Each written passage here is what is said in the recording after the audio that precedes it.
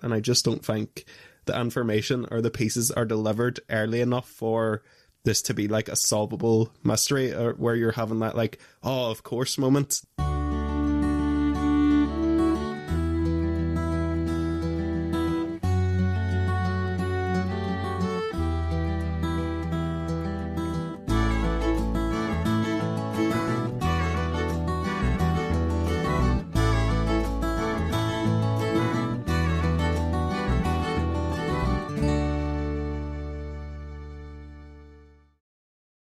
Hello everyone, and welcome to episode 39 of the Audiobook Club podcast. I'm Michael, I'm the host for today's episode, and with me are two of my co-hosts. If you guys want to say hello.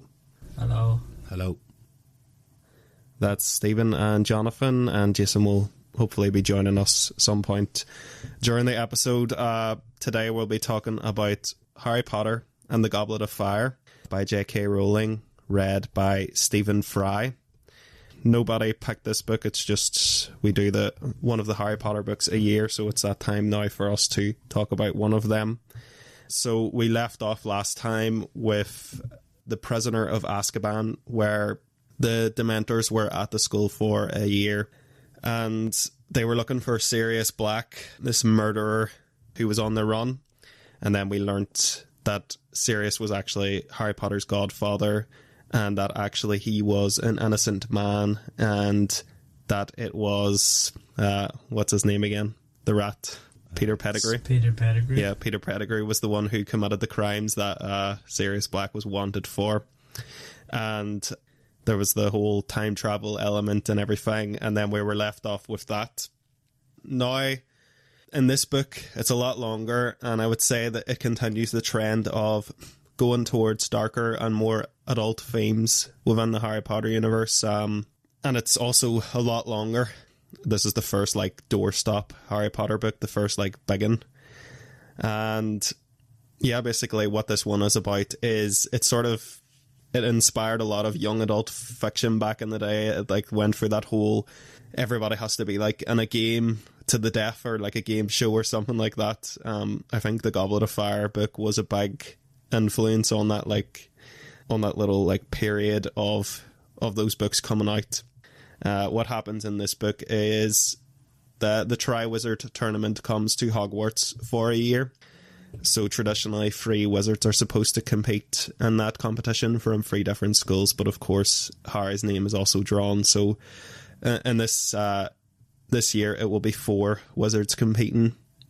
So it's basically most of the primary plot of the book is about this Triwizard Tournament and the 3 different phases of it, the 3 different challenges. There's also like subplots on this. Obviously, like the Harry, Ron and Hermione relationship always has a subplot in these books, and then there's also like the Rita Skeeter subplot within this book. It's kind of the first time that the like sort of like the deceit of journalism, or the way that they can kind of influence the narrative to certain things. It's sort of a theme that really starts in this book.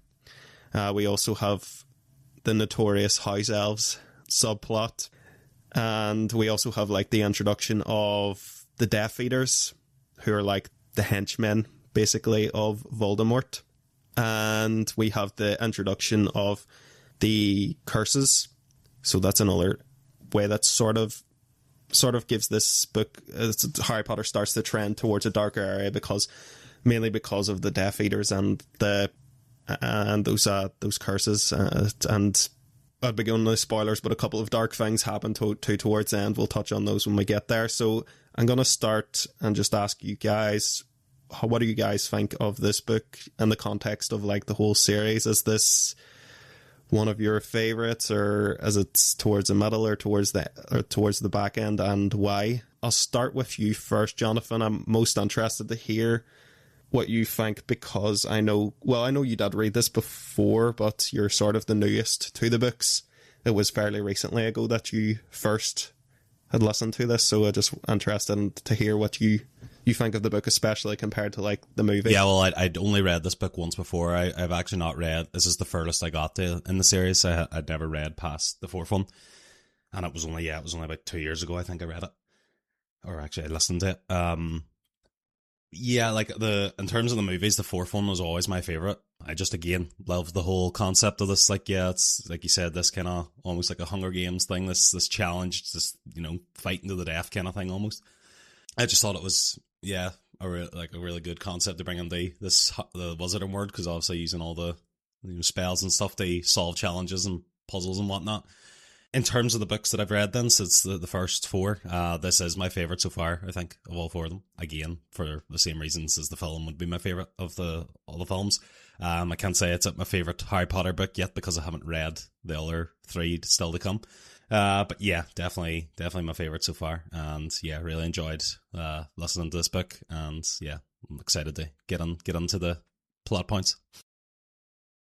Yeah, that's good. Stephen, same question to you. Like, how do you view this book within the context of the whole series?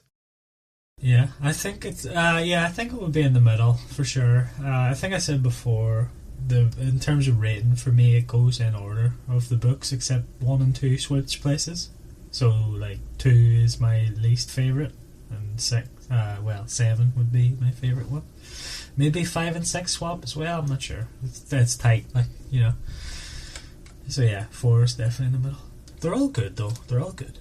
Yeah, good. As for me, obviously, I think I was the most positive on Prisoner of Azkaban, and one of the things I really like about that story is like how tight and how fast paced and how like fluid the storytelling and everything is in that book. So obviously the obvious complaint to be made about this book is I could say like maybe it is too bloated, but I think it's sort of the enjoyable part of these books as well, like how not necessarily slow paced, but it's quite a relaxed pace in Hogwarts, and it's sort of, I think that helps with the immersion a bit. I still do think Azkaban is a stronger book than this one personally, because I think some of the subplots like the Rita Skeeter and the Hermione with the elves, I think they do bring important themes, and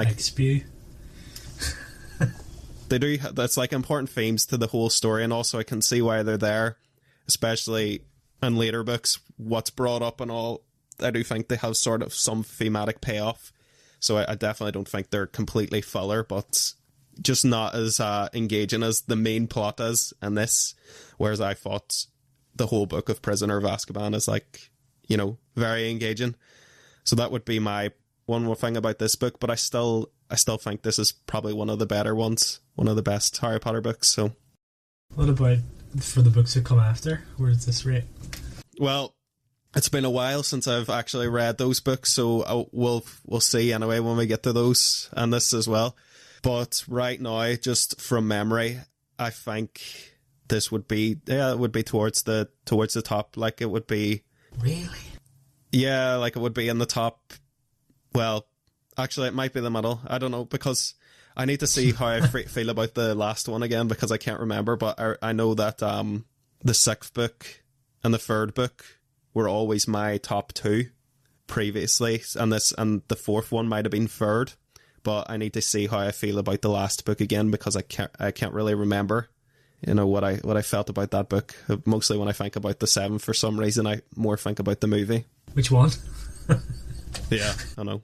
Yeah, I think the second movie of it, because the first one's a bit. Yeah, I wasn't a big fan of those getting split up, but that's another topic for another day. I think it was needed. I'm sure we'll talk about that on that episode. No movie talk. No movie talk. Movie talk's banned. Okay, so we're going to jump into the spoiler review here and break the story down a bit more. So the first chapter starts with a prologue. I think that's new. Did that happen in any of the previous books? I don't think so. With a different point of view prologue. I can't remember. Oh well, the first one does have a. The first one. Yeah, the first one does. Yeah, so like it starts with this from a different point of view. Starts from like the groundskeeper for the Riddle family, Frank Bryce. It's basically a lot of the history of like what happened to the mystery of what happened to the Riddle family, and then him overhearing that there's somebody in the house, and it's Voldemort plotting, and then Harry wakes up and he has actually seen this exchange in a dream. Harry wakes up. He has his scar is painful. I think this is a new introduction as well that runs throughout the rest of the series, that Harry starts to get a lot of pain around his scar area. I remember after this then that all the Dursleys are like on a diet, and that Dudley, or they're like splitting a grapefruit for dinner. I think that's like the worst diet ever. Like, why not just eat one full grapefruit? It's not that many calories. Like, it's like a fucking quarter of a grapefruit. I don't know why I got so hung up There's about nothing that. about the Dursleys that makes sense. So the big start of this is the Quidditch World Cup. Harry is invited to this, and then the Weasleys show up to bring him to this. And Harry, Ron, and Hermione go to the Quidditch World Cup together, and they go to watch Bulgaria playing our boys Ireland. And in the Quidditch universe, apparently Ireland are a very, very good team, so it's unfortunate that we don't get to watch them and see that. Well, to be fair, the Ireland rugby team is one of the best in the world, and as of this night, Ireland have just beaten Hungary to go to the playoffs for the World Cup. So, you know, the football team might be like... I don't know, maybe. We're just... The prophecy's coming true now. Yeah. And we have the best Gaelic teams in the world. Yeah. Well, that's like the Americans saying they have the best baseball teams in the world. Like, it's like you invented the sport. So the World Cup, they go and watch the match, and there's the exchange with the Malfoys. Harry meets... Doesn't he? He meets Winky here. So we have the World Cup, and Ireland beats Bulgaria 2-1. Crumb catches the snitch anyway, which fucking... that infuriates me. Michael, we've already discussed this. It's absolutely ridiculous. Yeah. But, so Crumb catches the snitch, and Ireland won the World Cup, and this wins the Weasley twins a lot of money on a bet they had. When they go to Hogwarts, then the new Defense Against the Dark Arts teacher is introduced. Obviously, we get a new one every book. It's a running theme, and this year it is Alistair Mad-Eye Moody. Arguably the best one. Yeah, possibly. And Dumbledore announces that the two wizarding schools will both be arriving at Hogwarts to participate in the Triwizard Tournament. And this is when they place the Goblet of Fire, for which the book is named, in the main hall. The students are all invited to nominate themselves, obviously, but there's a restriction put on it this year for safety reasons. It's 17 years old, isn't it? It's the age cutoff. So you have to be 17 or older to be able to participate in the tournament. And each school gets a representative, so it's Cedric Diggory, Fleur Delacour, and Victor Crumb. And then out of the goblet also spits Harry's name, so he is also somehow going to be participating despite only being 14 years old. Jason, just to catch you up, all we've really done is we did the introduction of what we thought about the book overall. So I'm going to give that same question to you. How do you feel about this book so far and the series? I haven't heard what the rest of the guys have said, but I'll keep it sort of succinct. I think this is one of the strongest books in the series, if not one of my favourites of the series. I think overall a very positive experience was had with the book. I think it's very strong. I think when you compare it to the film, I think that there's some extra plot points which I overall did enjoy. It'd be interesting to see if you guys... Yeah, I think we're all good on the book. I think it's only like minor kind of differences. Stephen said in his overall ranks, this would be more towards the middle. Mine's would be sort of between the middle and the upper. Like, it would be sort of upper middle for me, I think. And Jonathan was like you, more towards one of his favourites. So I think we're all positive on it. Just slight differences where we would see the book. Yeah, and I've just given the summary there about the first part of the book, where we have the prologue at the Riddle House, and they go to the World Cup, and they're attacked. The place is overrun by the Death Eaters, And the school term begins with, and we're introduced to Mad-Eye Moody. And then the two schools both arrive within Hogwarts to participate in the Triwizard Tournament. And the Goblet of Fire is put out, and it's stipulated that you have to be over 17 years old, 17 or older, to participate in the tournament. So from that, one person from each school is brought out: Cedric Diggory, Fleur Delacour, and Victor Crumb. And then Harry's comes out last, but obviously he's 14, so that's the big controversy. And obviously it's also controversial that Hogwarts get 2 representatives. So with that said, I'll go to you first. Again, Jonathan, I'll just keep the same consistent order throughout. What do you think about that part from the Riddle House prologue to right up to the point where Harry's name comes out of the Goblet of Fire? Yeah, so I think the prologue is like absolutely fantastic, and it's just such a good opening. Again, like you've said in your when you introduced the book, this book kind of starts to take a more like a darker turn as it gets even darker, as the Harry and all get older, and this like just basically starts off like one of the darkest moments with the old man. Like it's actually kind of a scary, and the thing I remember actually watching it in cinema and being scared by it. But yeah, him basically get this like seemingly abandoned house, and then going up, and it's actually Voldemort there, and then Voldemort kills him, and then that's when Harry basically comes awake. I just thought it was just fantastic. Yeah, very creepy, scary, and also kind of the first time we've seen Voldemort in his, we've seen him in like weird other forms up this point, but this is the first time we've actually seen him himself, like his actual, whatever he is now at this stage is like a fucking in the film he's like a wee fetus anyway, but I'm assuming that's kind of what he is here. After that, then the Harry coming awake. I think like in the film he's basically at the Weasleys already, but yeah, like the whole Dursley thing here is just it's just like they're usually just a bit stupid, and again just hating on Harry and the Wizarding World. And then when the Weasleys come, I think there's a part where George or one of the twins drops like some bean or something like that, like, and knowing that Dudley's gonna be greedy and eat it, and then he basically something strange happens to him again.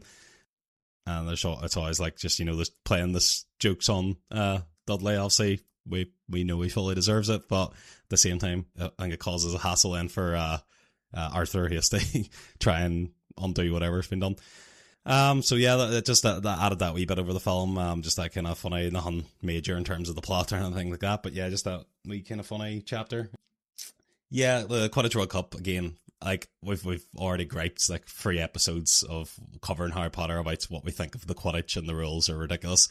But I love the whole bit around the World Cup. I love like that they're going to this like basically camping out. It is like like if you're going to like Formula One, or even like a like the festival, like the Download Festival and stuff that we have here or over in England. Yeah, like the buzz of like going to like a festival and like being all around this sporting event. And like it's always, we're seeing it like with the new eyes that Harry is also seeing it, because obviously everything Harry sees in the Wizarding World, like he's always doing it like for the first time. In each book, it's like he's never known about this like World Cup and like all how big Quidditch is and stuff like that. And like he doesn't know anything about like Victor Crumb or like which teams are the best and all that. Even though Harry is we know he's anti Quidditch, and it's like it's basically all his life at is Hogwarts is like half the stuff he does is Quidditch related. But yeah, it's great, and again, it's good to see that Ireland is, one of the better teams. I actually, I think it was only whenever I read, this book the first time round was when I realised that Ireland actually won the match. I don't know if it's like shown that well in the film. Maybe that because a lot of Irish fans are celebrating like the background and stuff. Maybe, but maybe I just wasn't picking up on that. But yeah, I think this is like the first time actually, because in the film that Crumb catches the snitch, and I just assume you catch the snitch, you're going to win. Michael again. They skip it in the film, don't they? They don't do the actual match. They just do the players coming in the intro, but then like it just skips the afterwards, and I think Ron and Harry are like talking about what is the feint that Crumb does? It's like some name feint or somebody. Lebronsky, that's it. He does this like that they're gushing about him and stuff like that, and then talking about him catching the snitch. And Michael said, when you were explaining that, Michael, we've already discussed this, but like how angry we are that, you know, Victor Crumb is basically like the Cristiano Ronaldo of the Wizarding world, where he's just, you know, all for himself, even though all he had to do was leave the snitch and let, you know, Bulgaria get a couple of points back and then catch it and then win the game. Fucking selfish bastard, like. Yeah, but they never would have caught up in this infinite time game. I know, okay, they never would have caught up in this game that can only end when he does this thing. Oh, that's ridiculous. No, that's fucking... But anyway, regardless of the game itself, the buzz around it, and like even like being introduced to this like character of Victor Crumb, I think he's, you know, as this quite, he seems like cool because he's like this young sports star. I think they don't actually know like that he's still in school. They don't even realize how young he is. But it's like kind of getting like a celebrity almost in the Wizarding world. Although Harry kind of is a celebrity, he's not really like Harry's not really a celebrity out of anything he did. It's more, you know, Victor Crumb was actually kind of this wizard celebrity because he's like so talented. So I thought that was like interesting. The extra stuff we get at the, you know, the World Cup, like that you don't get in the movie, I think here is very important to the plot, and it's kind of something that, you know, really makes the understanding of like the Death Eaters and all that better, in terms of, you know, the bit in the woods where they're all running away, and you get the person sending up the dark mark and all, and then you get like the arguing and all that goes on. You know, it's not really done as well like in the film. I know you still see the person sending up the dark mark and all, but we actually like know in the film like who's doing it, or we don't know who's doing it, but we know it's not Harry or something like that, or like in the book here Winky is accused. And Winky doesn't actually exist in the film, but like we know kind of that it was like a Death Eater did it basically.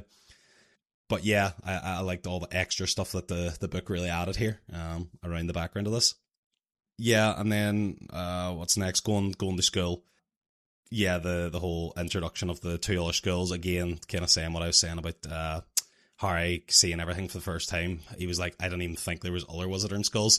And I believe, like, you know, probably the way we were feeling when we seen this for the first time was like, yeah, it's mad there is other Wizarding schools. It makes sense because obviously there's like a whole world of Wizarding people, but you never really thought about it. You're just like, if any wizard's going to just go to Hogwarts, they're going to just like come from anywhere.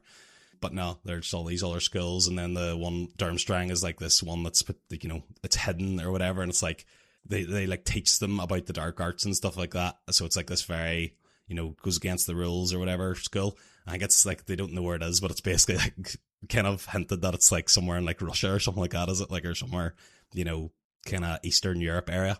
Yeah, like I love the whole idea of the other schools, and then you have the Beauxbatons, like these really polite, like French Gare school kind of thing. It's again another kind of interesting thing, and then you have their headmistress is like this tall woman, and then the whole her of Hagrid kind of thing that we're going to discuss in a bit. All that adds extra the things to the plot and stuff like that. So you're getting all this kind of getting introduced really quickly in the book, and that's all kind of going to come later. I think, like, you know, the whole thing with Winky as well, getting blamed, that's when the whole Hermione side plot with the elves is kind of kicking off too. So basically the start basically like is bringing in everything, just hitting you with everything all at the start. So it is pretty, a lot they maybe grasp, but yeah, I love it. Like a strong opening like this where it's just so, like, so much is happening. And yeah, the just to finish with the Harry Potter obviously getting his name in the Goblet. I mean, yeah, I'm sure watching this for the first time or reading it for the first time, everyone knew it was coming. You know, Harry's obviously going to be involved in this some way. So yeah, like the whole mystery of how his name got in there is obviously being started here, and you know that's basically what the whole book is about. You know, not only him competing, but finding out why has his name been put in the Goblet in the first place. So this is the beginning of the actual mystery underlying the whole book. So yeah, really good opening chapters. Really enjoyed it, and I just think, yeah, from here the enjoyment only increases. So yeah. You reminded me of one of my like peeves about this book, but it's regarding more towards the end. So I'm gonna write that down just to remember to bring that up later. But I agree with you about this opening. It's very packed, and there's a lot does happen. It's very. Just a lot, yeah. Stephen, I'll go to you next there. What do you think about... I'll go to Jason first. Okay. Okay, Jason, I'll go to you there. What do you think about this opening?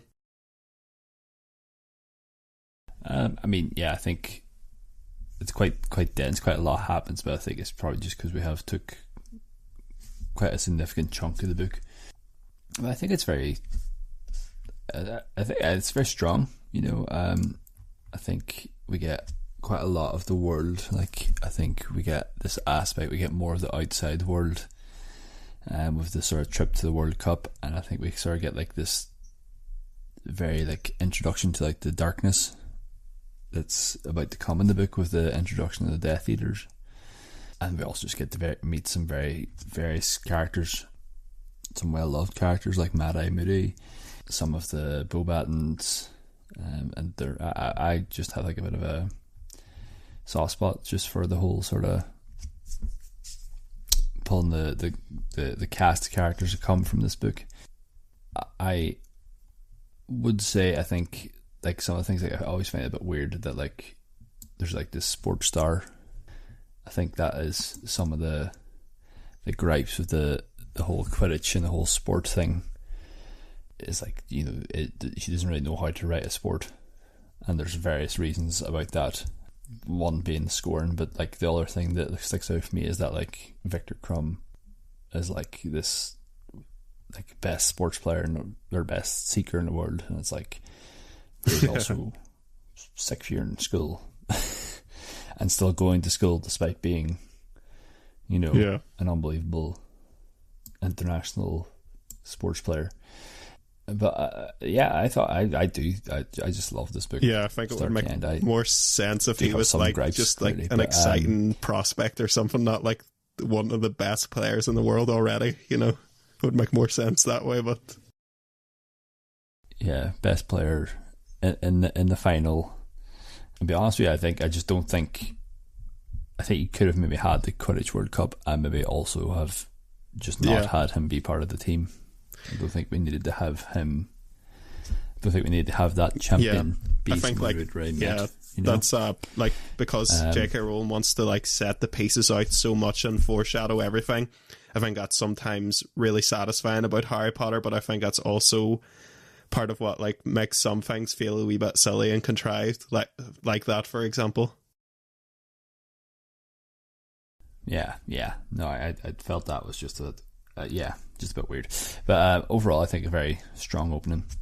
I actually quite like the World Cup and the Quidditch scenes. I mean, we've met Winky. I don't mind the Winky scenes, but I can see why they were maybe left out of the movie. Overall, some of the changes. So I feel like from when I was listening to this, I feel like there are changes from what shows up in the movie.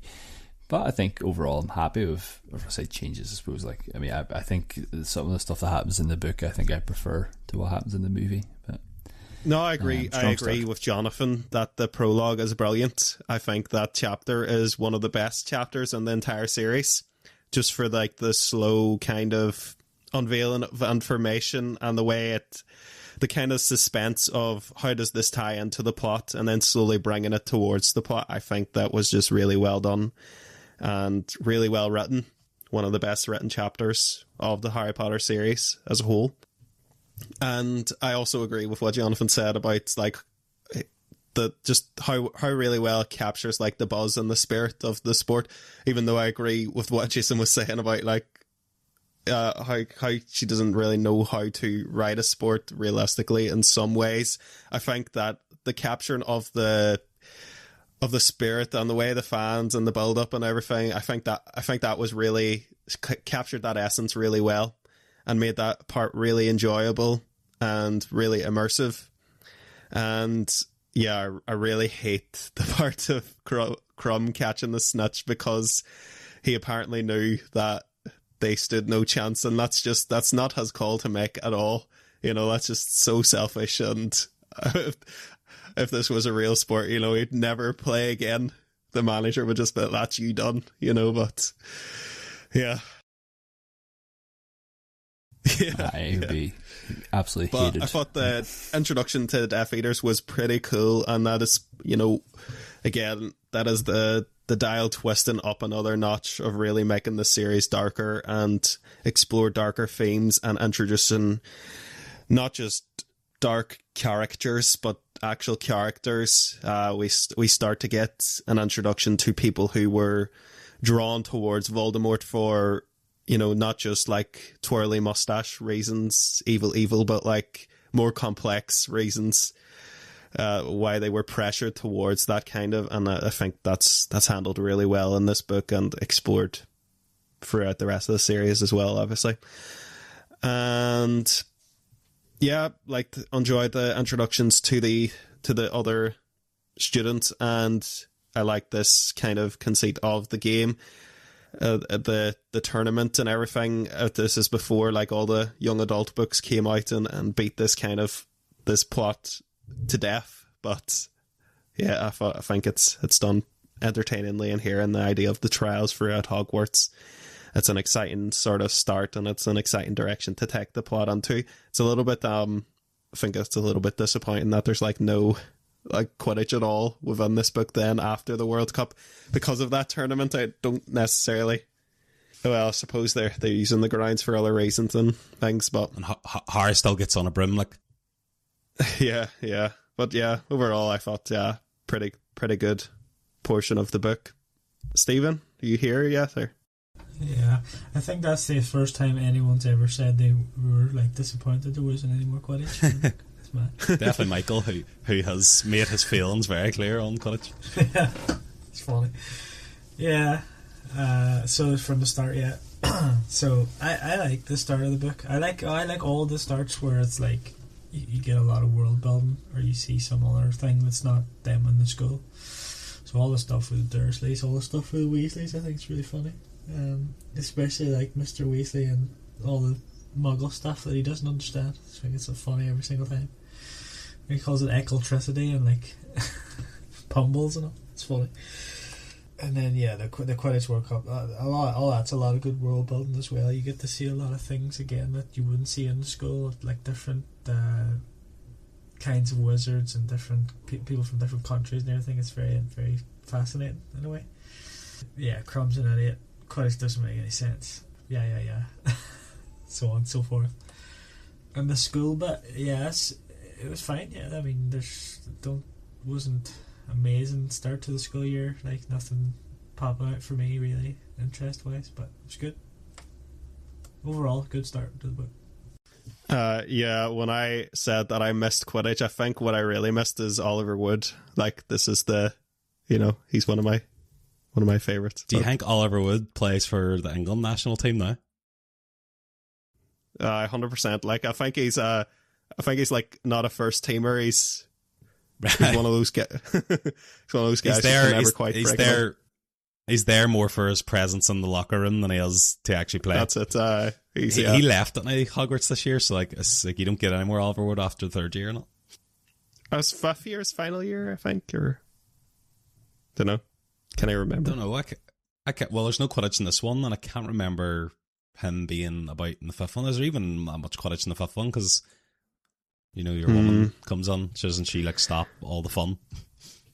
All the fun. That's why that book's such a drag for me. But we'll get to that book a different day. That's next year. Yeah. Okay. So next part, Harry is interviewed along with the rest of the Triwizard participants. Is interviewed by Daily Prophet reporter Rita Skeeter, who twists and distorts basically everything that he says to make him seem like an attention seeker. Journos. Yeah, this is like I think at this time, the 2000s, the evilest thing in the UK probably was like the red top British media. That was like the most horrible thing. That was before like the internet became so like ubiquitous, and I think it was a more innocent time when like we just thought like the horrible people were journalists, and then Twitter came about and we realised everybody's horrible. Yeah, so. It's just journalists were the only one that actually had the way to communicate these main things now. Yeah.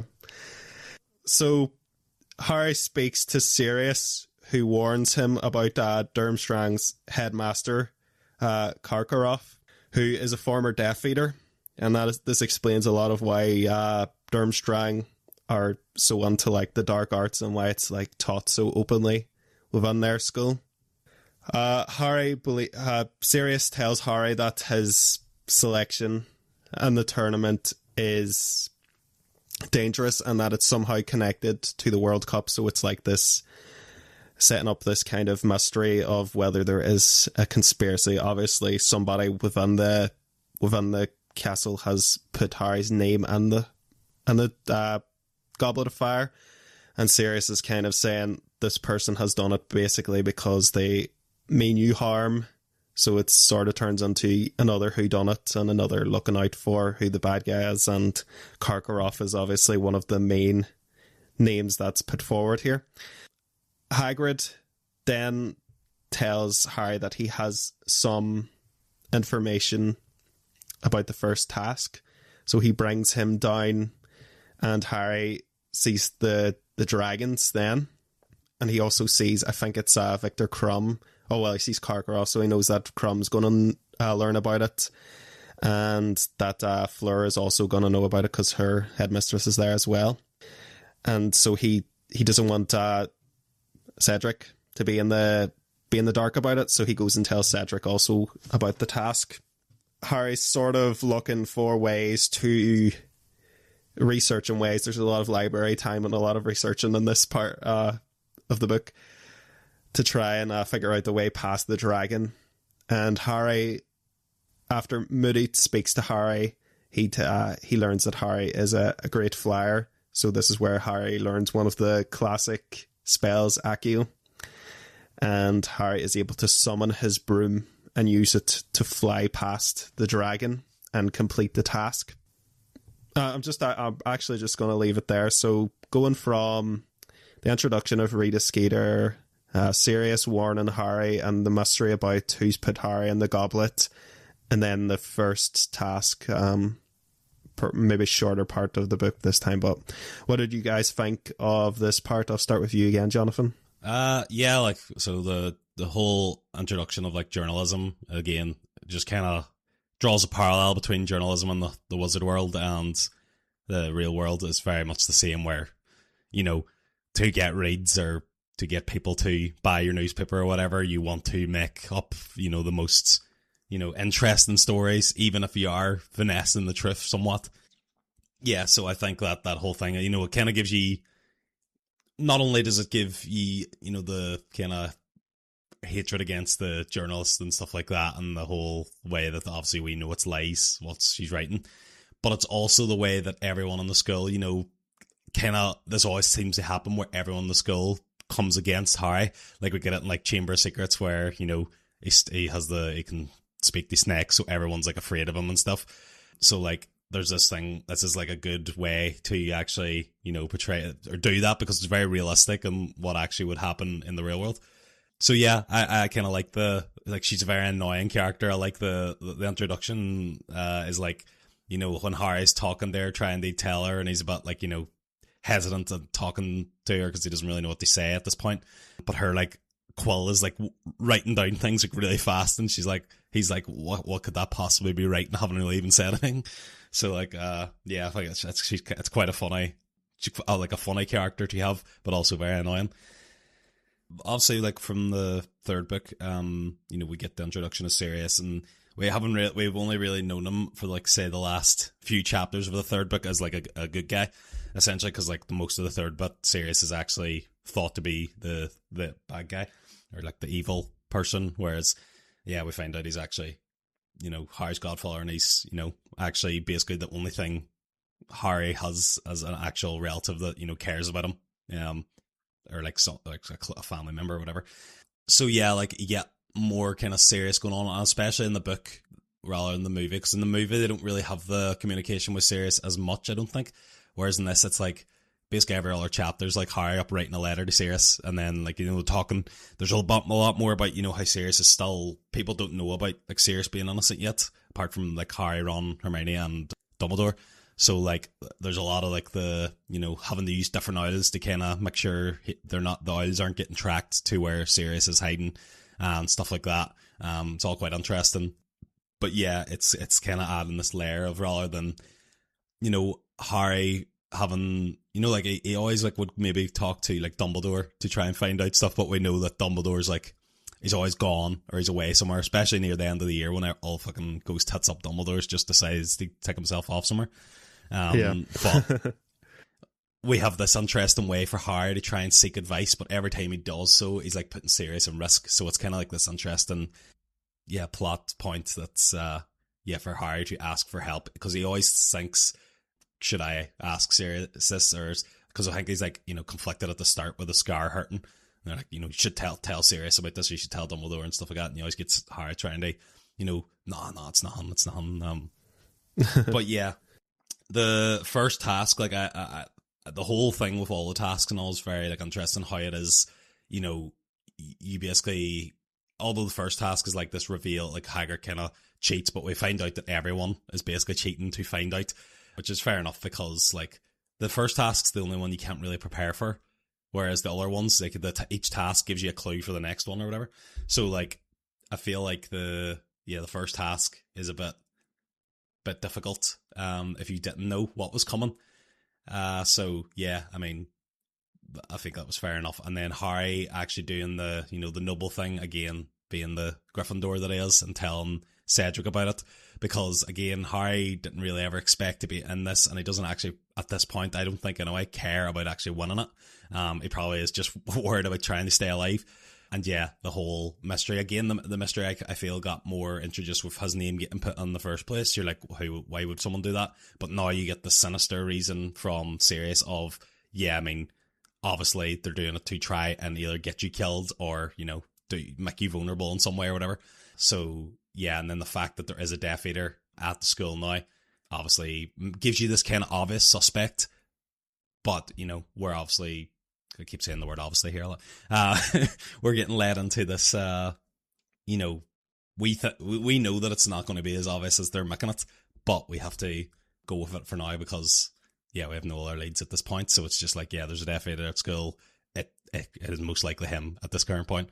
So yeah, I feel like, these chapters again are all great chapters, and I think that's everything I want to say. Same on to you, Jason. How do you feel about this part of the book? Again, quite enjoy this section. I do find Rita Skeeter extremely annoying, but I realise that's the point. Rita Skeeter. Yeah. Anyways, annoying, and this whole sort of like subplot of like Hermione, I think, trying to sort of get back at her, or does get back at her eventually, I suppose. But like that sort of subplot, just a bit not the best. And then the whole sort of like, we're gonna give you this sort of, what's the word I'm looking for, the red herring, exactly, yes, with the Durmstrang principle. I feel like there's always one of those floating about in these books. So so he was the lucky number one this time. It's like I felt like that was just a bit of a repetition almost. There's always like someone, and these mysteries, they always have someone they suspect, but it's just like most let Snape look play at them more than anything else. Yeah, pretty much. Like I don't really think they have much more evidence on it. But the task. I mean, I think it's a great chapter. It's one of the best scenes in the book, one of the best scenes in the series, I would say. I think it's, when you think of this book, for me, I think it's probably the second thing I think of when I think of this book. The first thing being Cedric's dad.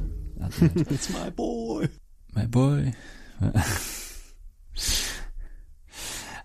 no, I think the first task is great. I think the scene with the dragon is just amazing. I think it really builds up the tension beforehand as well. So no, I think that's great. Yeah, no, I agree. This is a pretty good part of the book. I really like the introduction of Rita Skeeter. I think it feels like it's something that J.K. Rowling is passionate about. So I think that, or at least interested in, and that she doesn't have like this good opinion of like certain portions of the UK media at this point in time, and completely understandable, because a lot of these newspapers were doing very horrible things.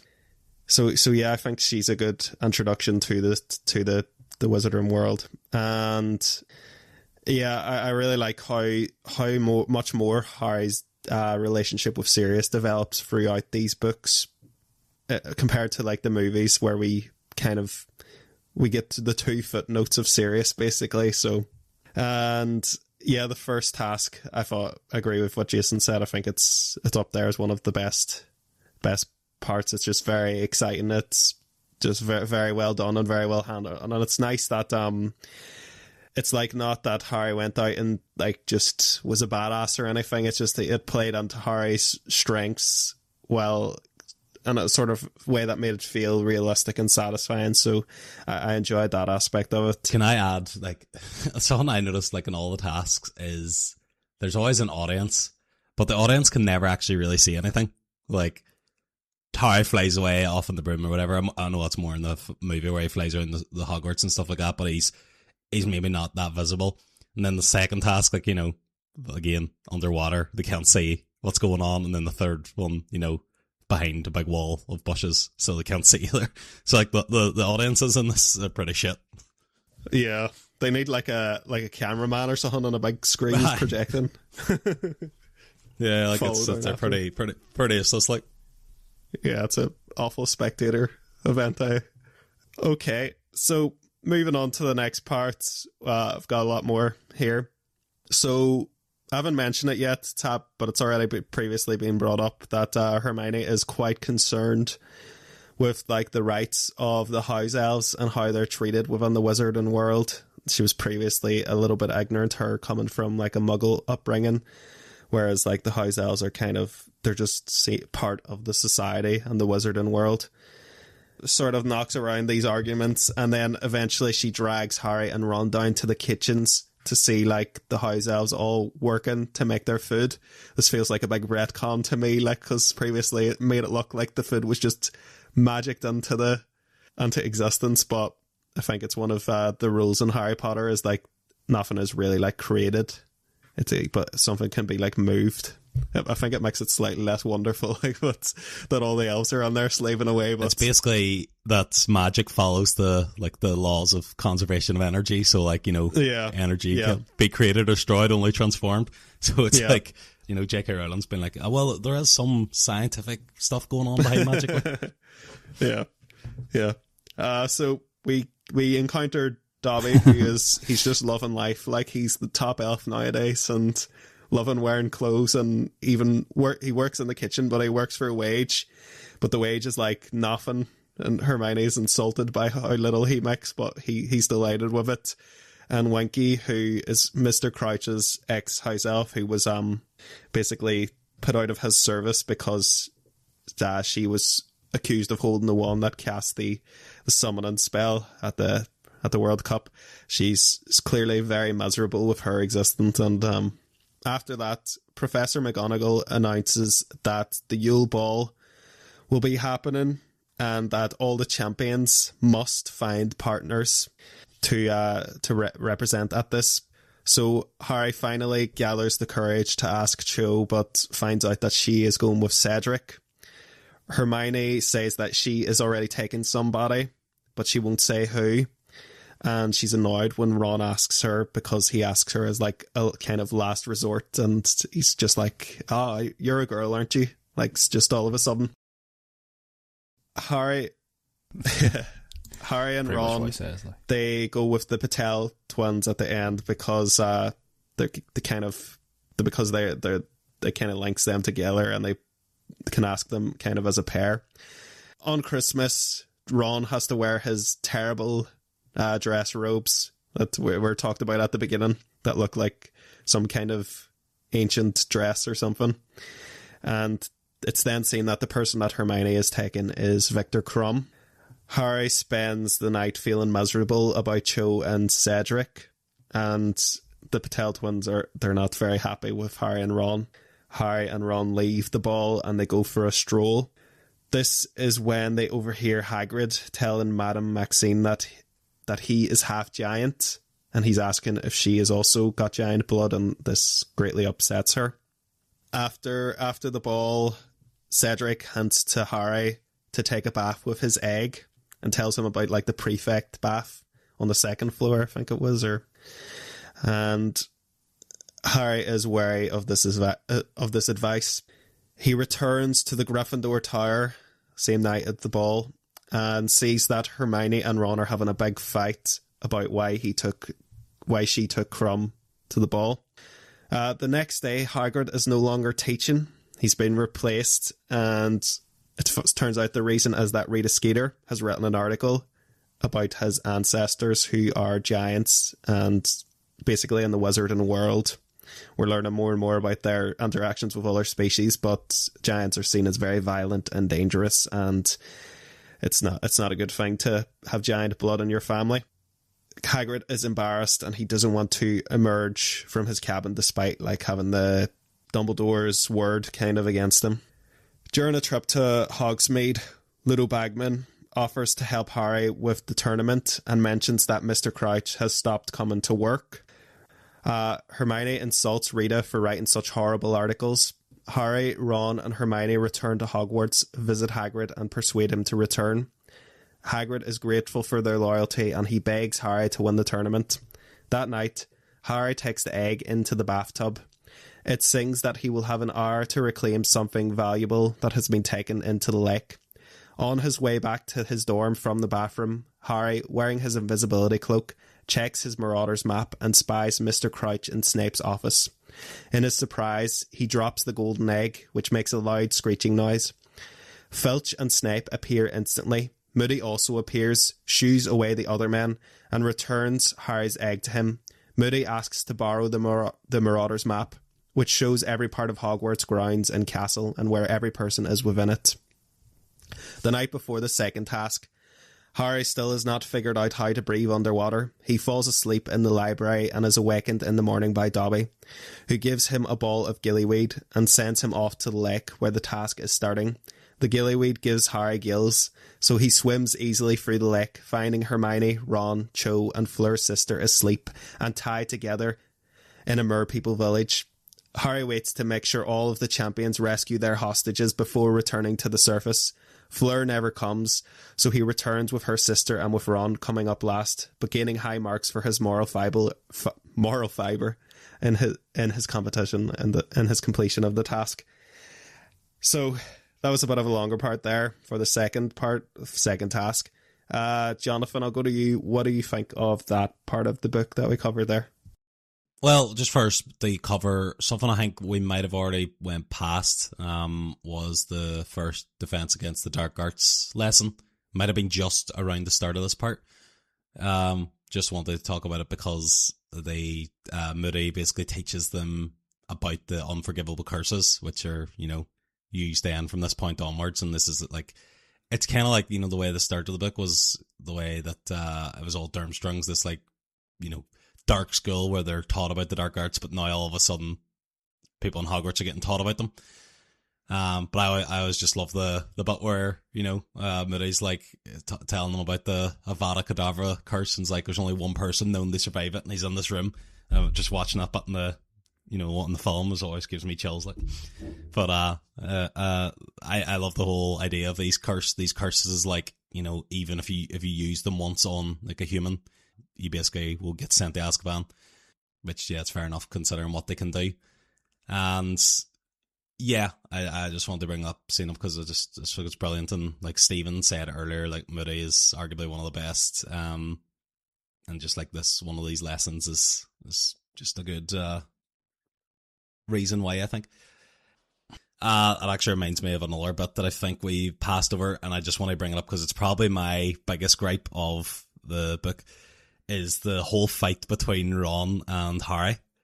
I just think it's ridiculous. That I don't know if J.K. Rowling knew about guys at this stage, but that's just not how boys would fight. That's just it's very, Ron being huffy with him because he thinks that he put his name in the Goblet of Fire, even though obviously he didn't. How can his best friend not see that?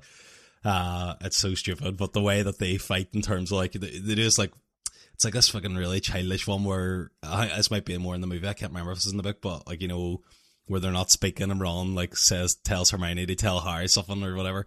And it's just a bit stupid, this fight. What I feel would have been better is Ron could be angry at him for maybe a day, and then maybe they have a bit of a scrap with wands, where they have a wee bit of a fucking duel or whatever.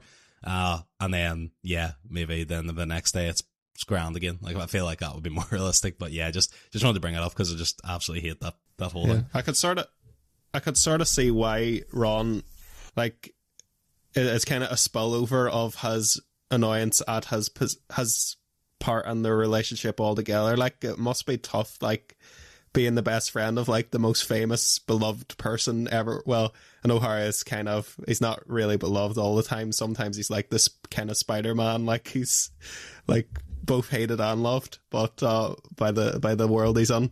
But, it must be hard to, like, have that person as your best friend and not feel a bit jealous and, you know, have that spill over into petty behaviour sometimes. I know what you mean. I feel like Harry's more beloved by, like, the adults who obviously know the significance, whereas I feel like the other classmates I probably hate him because of the attention he gets and because they don't understand how significant what Harry was involved in, because they never, you know, they weren't born or they were very young whenever all this was going on. So, like, yeah, I feel like, but I understand the other point. But yeah, I just think it's a bit of a stupid way that they fight. I don't disagree with the fight in the first place. It's just the way that they do. I just think it's a bit shit. Yeah. But anyway, so the whole thing with Hermione and the elves, I was kind of like, whenever I first listened to it, I'm a bit annoyed by it. I can see, like you said, this kind of, the whole thing with the elves comes back later in the later books. Yeah, there is a tie-in, yeah. Like, that makes sense, I guess. I can see why the film left this whole part out, because it's not really that relevant, because Hermione doesn't actually do anything, and they end up, like, it's she wants the elves, like, she's against, like, the elves being slaves, but it's all, the elves want to be, like, that is, like, what, they don't want to be free or whatever, like, it's, like, that would actually be worse for them, according to them. It's kind of like that thing in Game of Thrones, you know, when Daenerys sets some of the slaves free, or, like, sets the slaves free, but some of them want to go back into slavery because it's all they've ever known and they don't know how to survive outside of it. Exactly. I feel like it's the same, yeah. So, like, it's like her doing that, just because she believes that's right, like, and that is right for her, doesn't mean that that's the right way. And by her trying to impose her view, she's also going to be objecting them to her own will, which, again, is basically the same thing. So, I understand, obviously, the whole thing of, like, you know, this point being made, and like you said, it ties back in, but it is a bit of a pointless plot line, and I don't like when the elves are, I mean, I'm not a big fan of Dobby, and Winky, to be honest, is just so annoying. Like, the way Winky goes on is just, especially the way Stephen Fry betrays and does the voice and all, is just annoying. I don't like the elves, like, at all. But yeah, so just wanted to cover that. And the Yule Ball, I think, is quite an interesting thing. It's kind of like this first, you know, we've had the dark themes of these kind of like Harry's fucking battling a dark wizard or a monster or whatever at the end of every book. So he's, you know, we've had these adult things that he's like doing stuff beyond his years, but this is like the first kind of grown up thing in terms of like girls and boys and, you know, things like that side of things that we're starting to get in the Wizarding world, like relationships and whatnot. So I feel like the whole thing with him and Cho is just a bit random, like, because this is like the first time I feel like Cho's ever mentioned. It just kind of comes out of nowhere.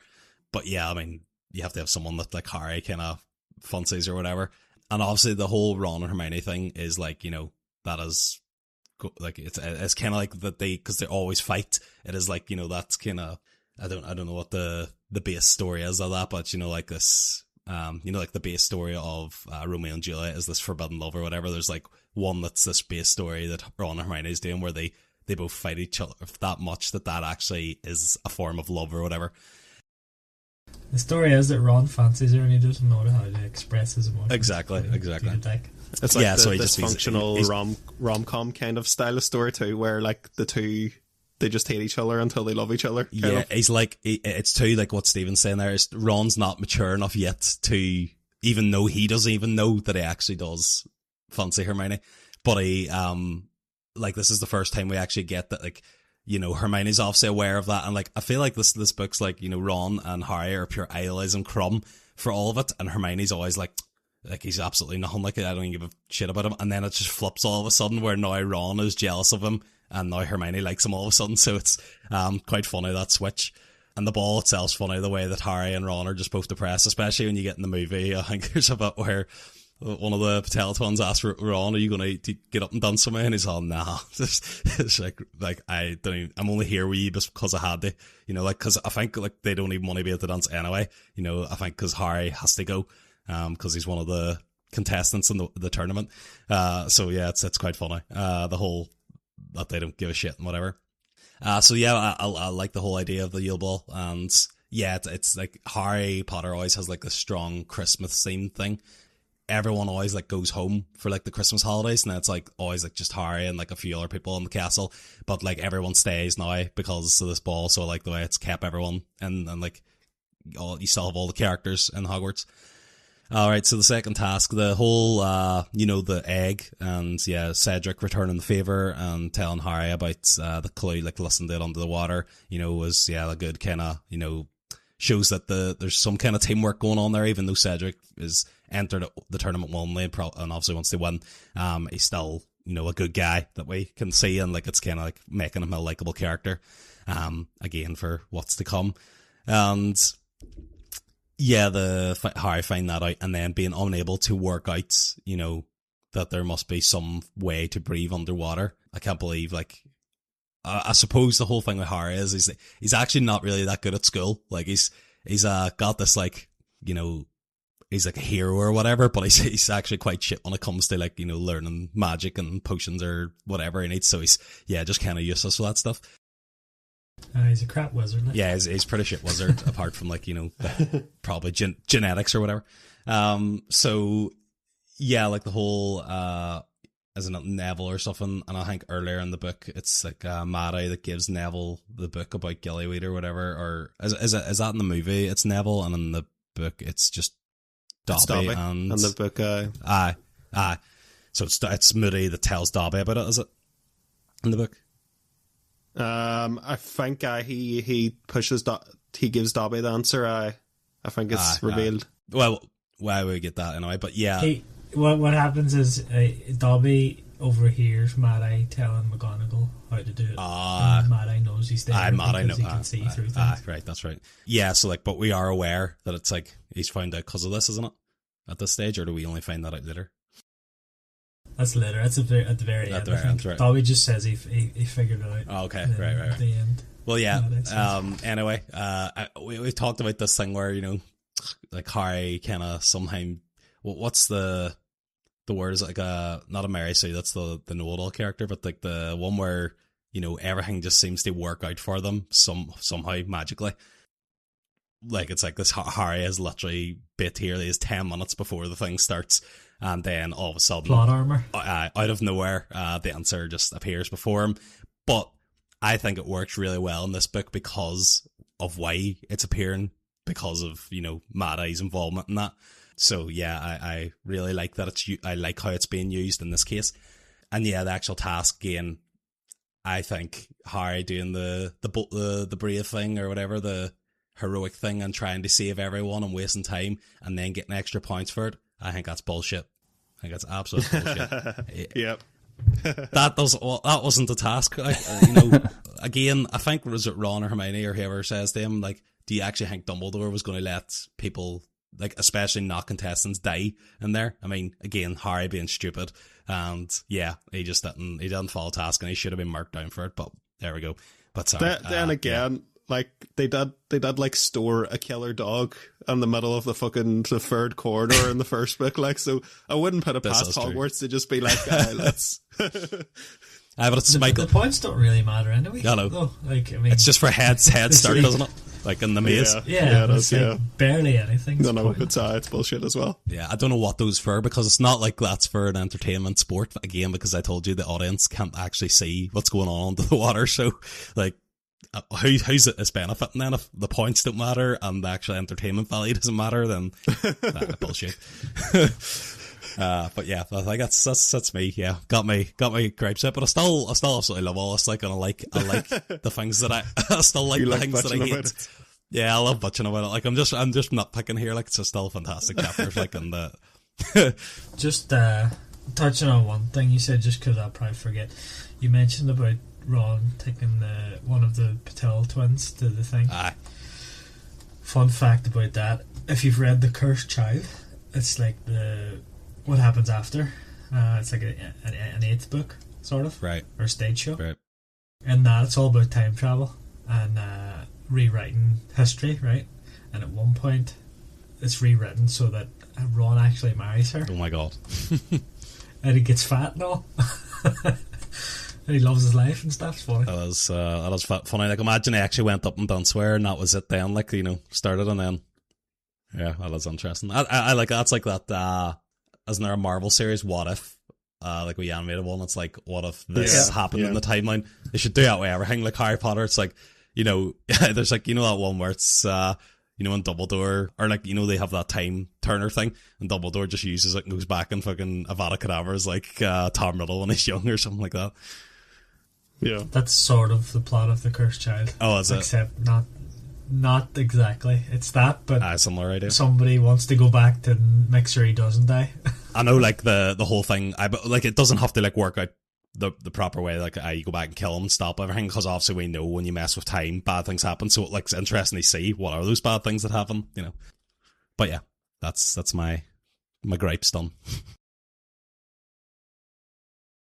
I love this book, by the way. Many gripes, John. Just in case you don't know. Oh, and another thing, Cedric is in the book, and basically what happens is somehow his death is prevented, and then he becomes a Death Eater in the end. Right. Nah, that's too much. Yeah. Oh wow. Right. And when he's the Death Eater, and like they take off the mask, there's a star on down, like, that's my boy. No, but his dad's at the start of the book, and he's got dementia, and it's really sad. Oh Jesus, no need for that. Jason, It's dark. what are your thoughts on that part that Jonathan went over? That Johnny spoke about for about 30 minutes. Remind us of what you covered there. I'm just reminding myself. This bit's maybe slightly weaker for me. Some of the scenes, like, I don't really love the whole sort of Yule Ball and like that sort of. It's okay. Like, it's not. It's like teenage angst and all the rest. Who are we going to ask? It's fine. You know, it's not amazing. All this, like, we're going to do dance lessons and all the rest. Again, just we get more Rita Skeeter stuff. I feel like it doesn't really take us that further forward with the story. I realise there's maybe like a bit of a revelation at the end of the book regarding Rita Skeeter that sort of ties things into future books, but not massively, again, sort of sold in that. But again, just this sort of whole, like, Harry gets help from someone that overhears something. I suppose, like, it's not really an overhearing. You get Cedric, I think, isn't it, just sort of tells him to go in the bath with the egg. However, again, the second task, I think, again, it's a amazing chapter of the book. I agree it is probably a bit bullshit. That, again, it is almost like a trope in these books that, like, yeah, we're just going to give points, we're going to do this, Harry's done something, someone from Gryffindor something, we're just going to give them points, and oh yes, magically that's enough points, that's exactly what they needed, you know, every time. But that doesn't take away from the task itself. It's a great task. I enjoyed that bit, but I felt a few chapters before were maybe just not my favourite. Maybe like the weaker parts Stephen, of this book. same on to you. Yeah, I like a lot of the scenes. It's weird because in these books I like a lot of the, like, not second-hand things, like the subplots that happen, right? And on other books I don't really like them so much, but I like it here because they all, like, give a lot of world building, like I said before. So, like, all the shit about Rita Skeeter is really interesting, and all the scenes about getting ready for the Yule Ball and what it's all about and stuff is really interesting. And then when you're at the ball, there's a lot of, like, wee secret scenes that you hear second hand, you know, when they're, like, hiding or whatever, and you hear about Snape and what do you call him, Karkaroff, talking about being Death Eaters and all, and you hear about Hagrid being a giant and everything. I think that's all nice world building. I did think the Yule Ball goes on a bit too long though, but yeah, getting ready for the task, I think Harry's an idiot. Like, he had months to prepare and he couldn't find one single thing that would let him go underwater. Well, I suppose he didn't have months because it took him ages to work out the egg, but still, couldn't find one thing. Didn't think to ask anybody. Like, at all. Mad. Very stupid. Like, He's very stubborn. not even his uncle. Or did he try to ask Sirius? I can't remember. But yeah, he's an idiot. But it was good anyway. And then, Dobby getting the thing to him and all. And as we find out later, there's a bit of payoff in that when it reveals that Mad Eye orchestrates, or not Mad Eye, orchestrates the whole thing. So that's good. The task itself is pretty okay. I mean, I feel like it's weird because I feel like the first two tasks are almost like filler, where like it's kind of boring for a bit, and then it's kind of exciting for a wee second, and then it's boring again.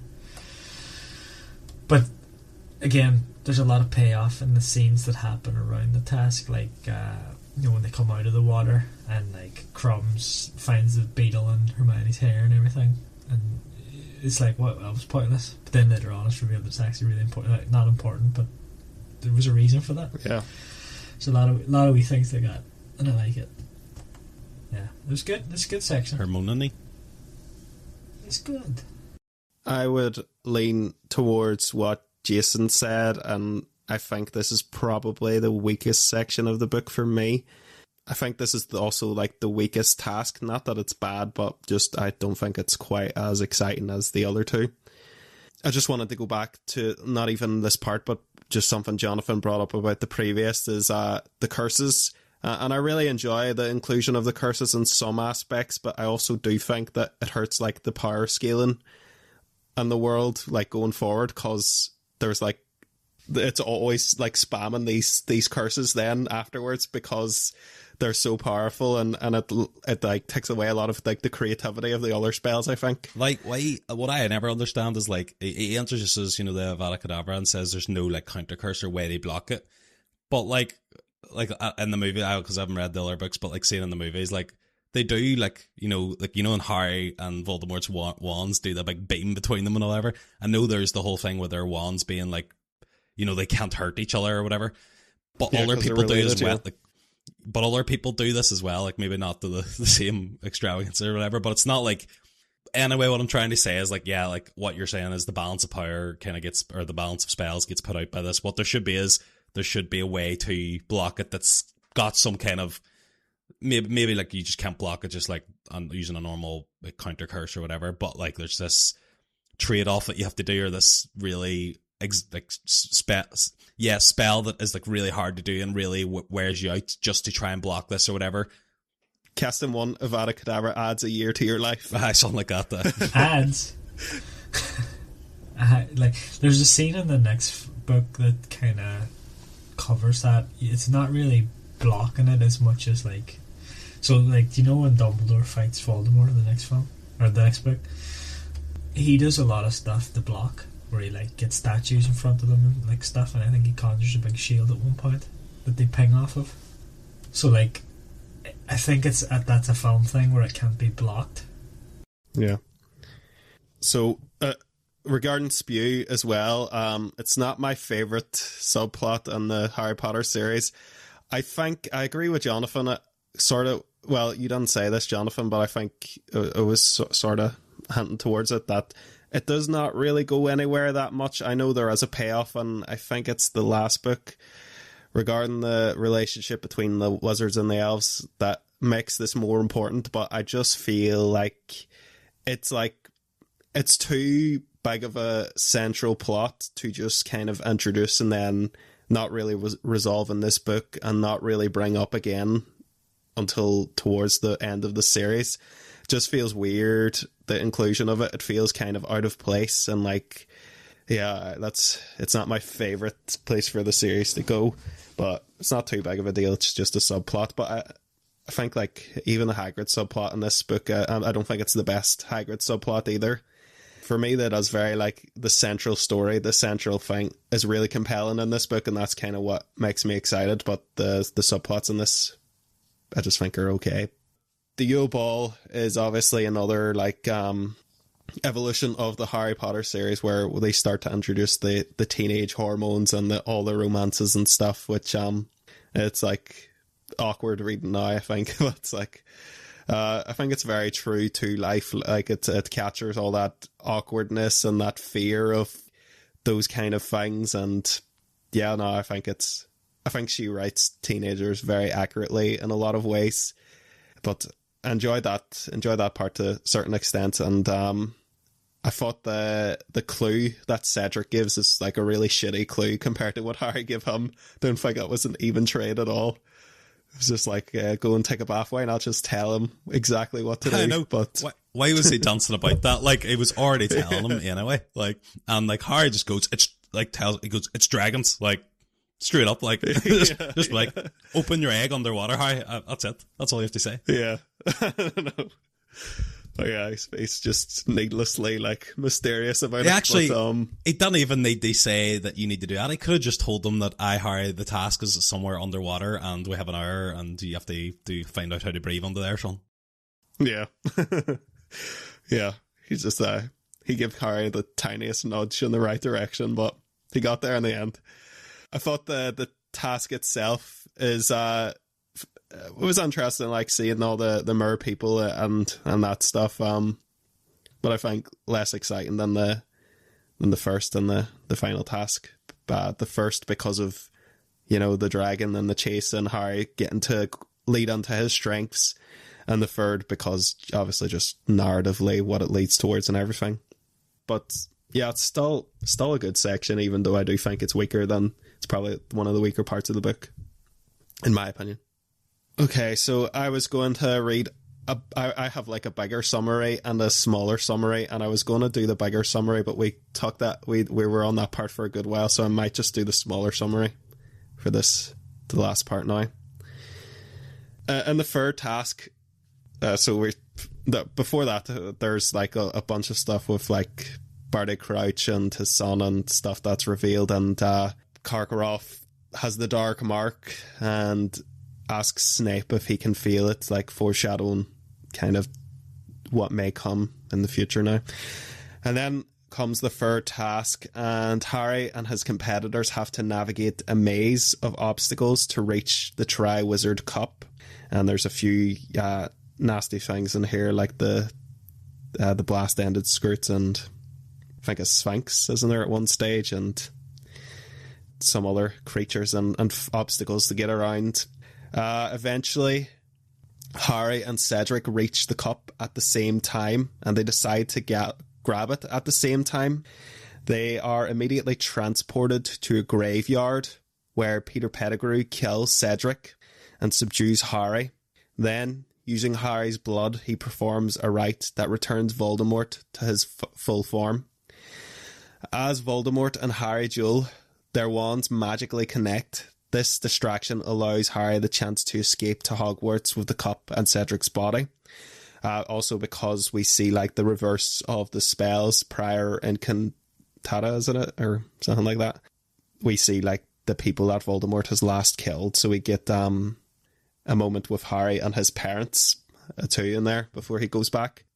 Dumbledore, McGonagall and Snape discover that Moody is actually the Death Eater Barty Crouch using Polyjuice Potion. When they administer him a truth potion, he reveals that he placed Harry's name in the goblet, supported him through the tasks, and ensured he was transported to the graveyard for the rite. Crouch Jr. is handed over to the Dementors, who render him soulless with the Dementor's kiss. Recovering in the hospital wing, Harry narrates the events of Cedric's parents. He offers them his tournament winnings, but they refuse it. So he gives the gold to Fred and George Weasley so they can realise their dream of opening a joke shop. During the memorial service for Cedric, Dumbledore tells the students of Hogwarts that Voldemort has returned. And then after this part, we get a moment where it's explained also that Rita Skeeter she's an animagus and can transform into a bug, and that is how that she is like able to write all these articles and overhear so many conversations when she doesn't appear to be around.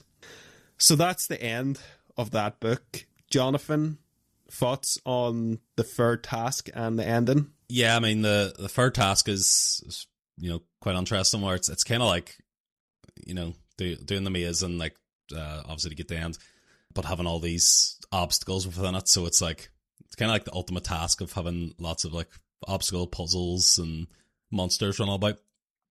the Sphinx thing's not in the movie, but like the Sphinx actually comes from, I think, a story in Greek mythology of like, you know, a Sphinx stops a guy in the middle of the road and does riddles, and if he gets the riddle wrong, the Sphinx will eat him or something like that, and if he gets it right, he gets the pass. So like I think that's where that came from. But and we know that J.K. Rowling, didn't she have a degree in like ancient mythology or something like that? I think so, yeah. So yeah, pulling probably from that knowledge. But yeah, the actual task itself's interesting.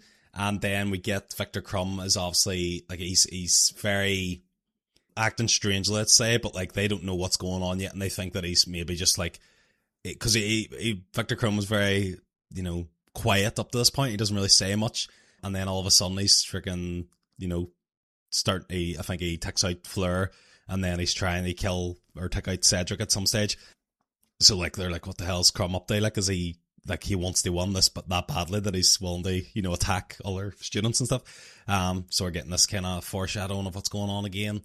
And then the thing where, you know, Harry and Cedric are going to get the Triwizard Cup at the end, and then, you know, they kind of agree because I think Harry, or like they both save each other in different ways. So they're like, well, we both kind of deserve to, or like, well, let's grab it at the same time when we both won, because it's a win for Hogwarts anyway. Like it's really, Harry shouldn't even have been there in the first place. So really, this is about Hogwarts winning. So I like the whole thing of that, because they kind of come to us again, and them two having a moment, although we just said that Cedric's a bit of a dickhead for not giving Harry the full information earlier. They come to this, you know, team kind of agreement or whatever. And then the actual getting transported then, like, brings in this element of confusion and like, what the hell just happened? Was this supposed to happen? And then being in the graveyard, which we seen earlier, we were described earlier at the very start of the book. So we kind of know, we almost know what's about to happen. We know that this is like some kind of Voldemort-esque thing. And I think they see Tom Riddle's grave, but Tom Riddle's actually, you know, Voldemort's father, even though he had the same name as his father, who was a muggle. So I think he hated his father, and his father left because he was, you know, he didn't want to be associated with the wizards who, you know, are, you know, the muggles that actually know about the Riddle family, or like they're very strange or whatever. But yeah, the whole thing then with, you know, getting actually, they see Voldemort reformed. It's quite exciting, you know, taking back form. And I know he's probably not, he doesn't look like what he used to, but like I feel like the way it's described and all is he's very scarily described, and I feel like that's probably close enough to what he would have looked like at some stage. But yeah, the whole the movie, although, is quite interesting when they're fighting, but I feel like the book does a better job of explaining why there's like people coming out of Voldemort's wand at some stage. Whatever you called it, Michael, the whatever that spell was or whatever. Yeah, like it's very, very interesting. That's like, it's like all the last spells that Voldemort would have used, and therefore Voldemort seems to only freaking use the Avada Kedavra spells. Well, his last few ones anyway. So it basically was all the people they just killed. Could you get? We haven't really spoke about your woman. I can't remember her name now, but it's like the one that goes to Albania or wherever it is. That's Voldemort's hiding, isn't it? What's her name again? Stephen. Bertha Jorkins. That's it, Bertha Jorkins. So like the whole thing with like, she is basically like mentioned repeatedly throughout this book, and then we find out like what actually, she's basically gone missing, and she was last, like, Voldemort's like whereabouts was rumored to be, was it Albania as well, I think, or one somewhere like that. And yeah, she was last like seen there, and then we actually get the explanation that Peter Pettigrew ran on there and actually like kidnapped her and took her to Voldemort, who basically used the Cruciatus and extracted information and stuff for her. And that's how he found out that the Triwizard tournament was going on. So it's like that thing at the end where the bad guy reveals his whole plan while he's monologuing, something's happening where the good guy's trying to escape or whatever. But yeah, it was that kind of moment that was going on. And yeah, like I liked it because this first thing we get to see, Voldemort is doing this, and he's like very, very cocky, and like, you know, I'm come back now and I'm basically going to be unkillable again. And, you know, I've got Harry Potter here. Like, once I take care of him, that's me. I'm going to be freaking back to where I was, almost, or getting back to where I was. And I really enjoyed the bit where all the Death Eaters come back to him, and like they're all terrified because they, like, he was like, where were yous all, during the last 13 years? And they're all like, they have no answers for him. It's like there was only one, like, although Peter was kind of loyal, he's like, you were loyal out of fear only, where there was only one loyal servant, and he's like the boy that was at Hogwarts this whole time. And then, yeah, the reveal that Matty Moody was actually Barty Crouch. And then, like, the fact that, like, there was that bit where earlier Harry seen Barty Crouch on the Marauders map, but he probably thought it was Barty Crouch Senior. But the son obviously having the same name, it was actually Barty Crouch Junior, who was thought to be dead at this stage. But actually, it turned out that Barty, like, this isn't explained at all in the movie, which is what I think the book really, this part particularly was, like, just far better, because, easier to explain in the book than you could do this in the movie.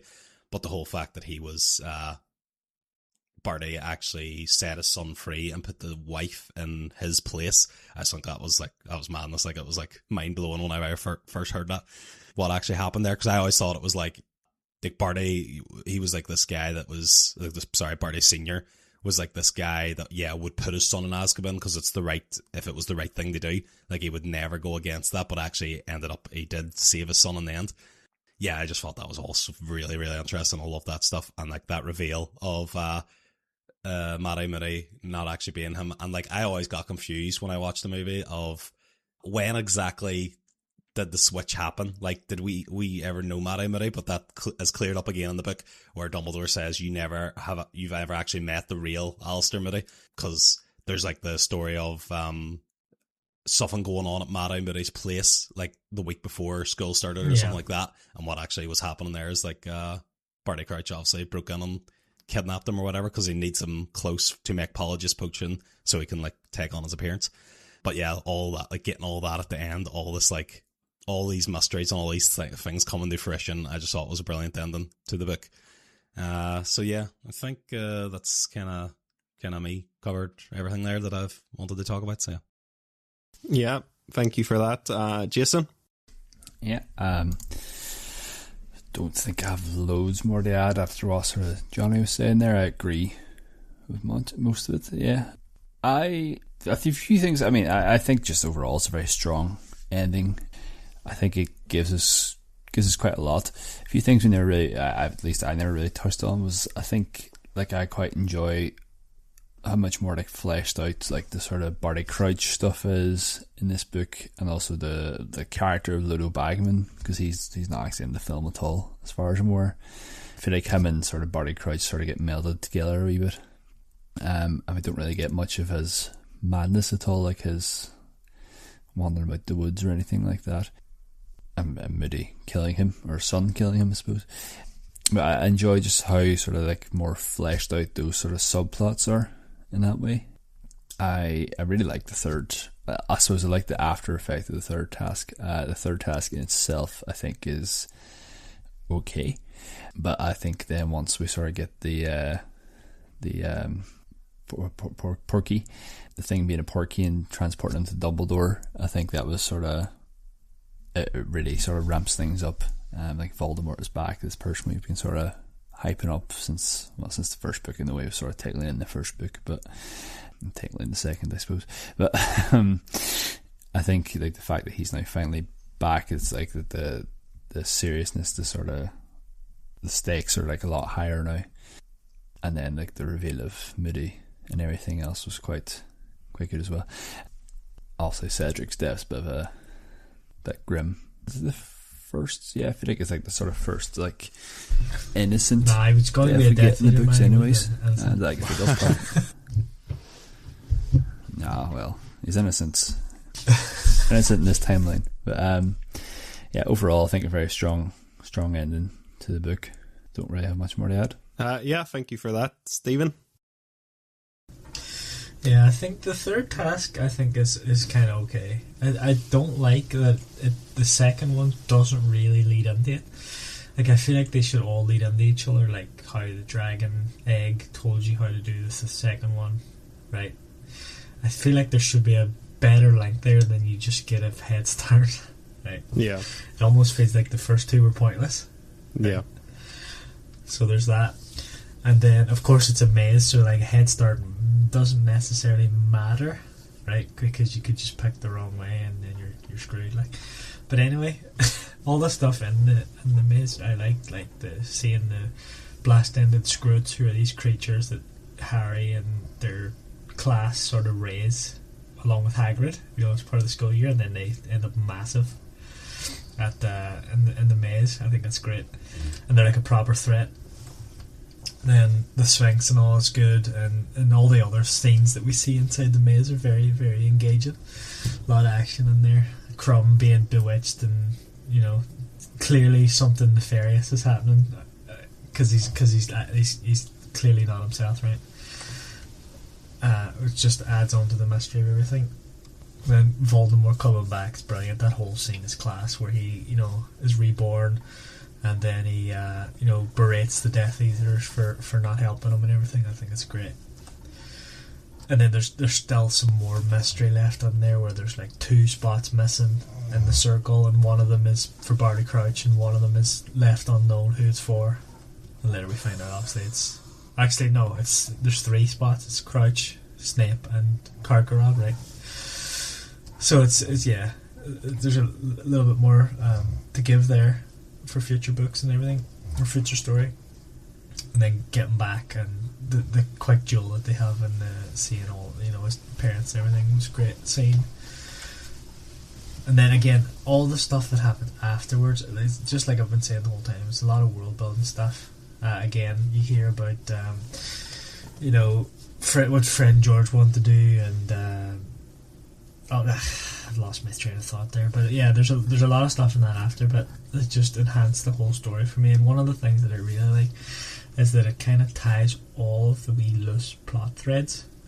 There's payoff for every single one of them. Like, the whole Winky stuff, it seems stupid, but in fact, she's been, at the start, she was like guiding fucking Barty Crouch Jr. around and everything, and stuff like that. It's just everything is tied into a nice little package at the very end, when the reveal that Mad-Eye Moody, or Barty Crouch, has been pretending to be Mad-Eye Moody, and it's just really good payoff, and yeah, I like it.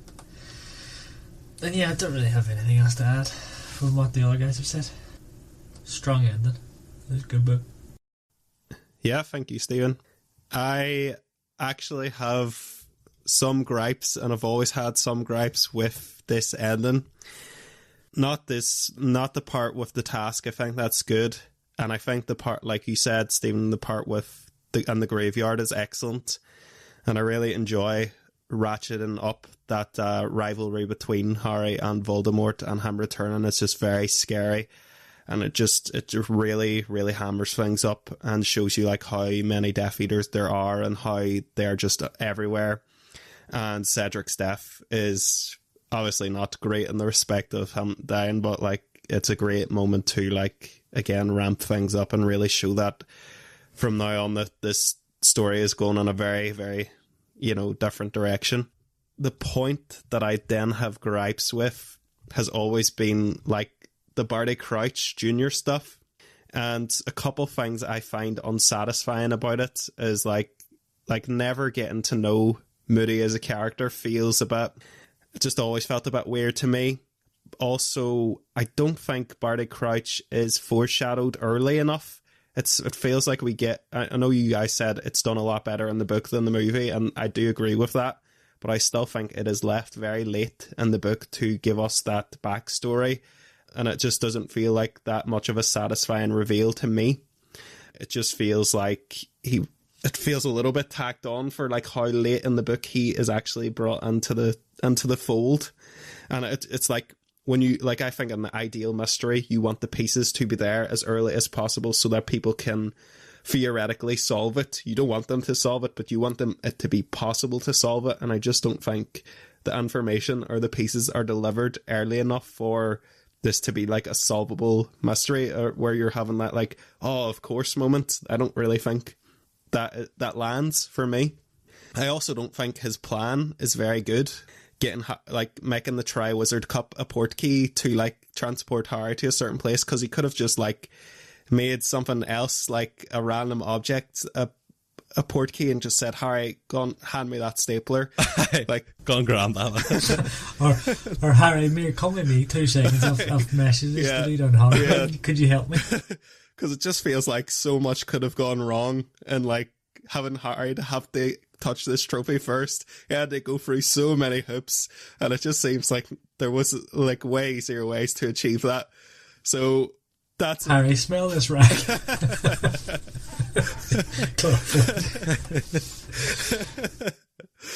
So I thought about that too, Michael.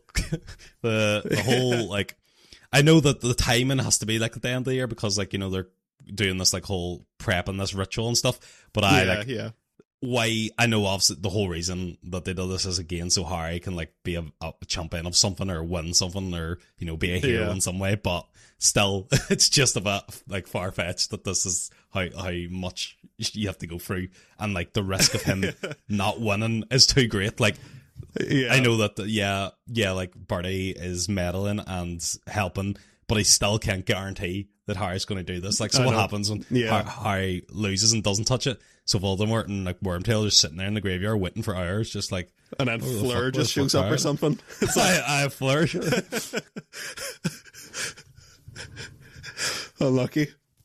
But though that's like ever since I first watched the movie, read the book, you know, that's always been, I haven't been able to express exactly why, but I think it's those 3 elements kind of make the ending less than satisfying for me. Just that twist, the actual graveyard part is brilliant, and I find the ending of the tournament satisfying, and I quite like the Rita Skeeter reveal as well. But yeah, it was just that the Barty Crouch Jr. stuff just did not land with me for those reasons. Just to bring on there, I really like what you said there about Moody is like one of the probably the favourite characters, but yeah, you're right, we don't even get to know Moody as a character. We actually know Barty Crouch Jr. is who we know. So like, I feel like when you like Moody as a character, you actually like Barty Crouch Jr.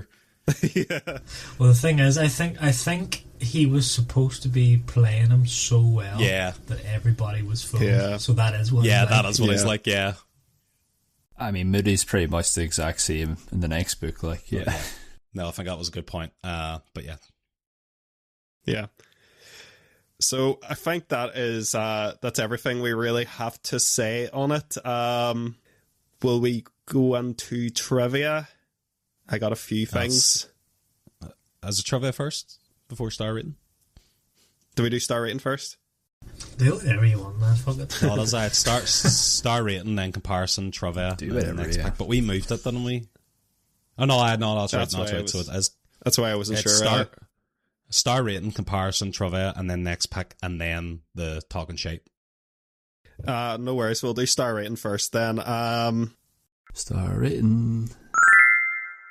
I don't have the scale in front of me, so I'll make one of you go first. I'll just keep the usual order. Jonathan, do you want to give your final summary and your score? Yeah, like I said at the start, like it's my favourite film in the franchise for sure, and up until this point, but I haven't read the other 3 final books.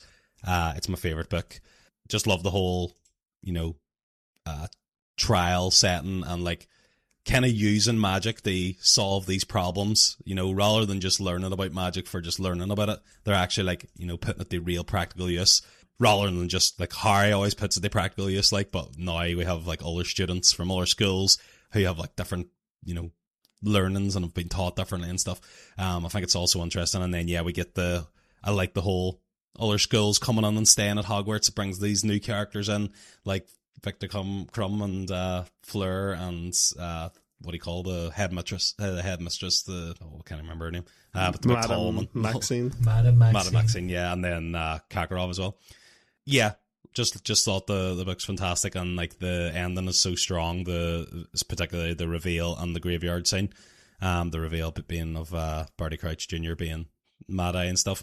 Yeah, I've had gripes throughout this, but like I said, like most of my gripes here are just like wee stupid things like, friggin' Victor Crumb catching the snitch being absolutely ridiculous, but it doesn't really change. There's a few nonsensical. Yeah, exactly. It doesn't really change anything in the plot or anything, like the things that we don't like. It's just like wee bits that are just like so stupid. But yeah, I think that kind of adds to the charm as well.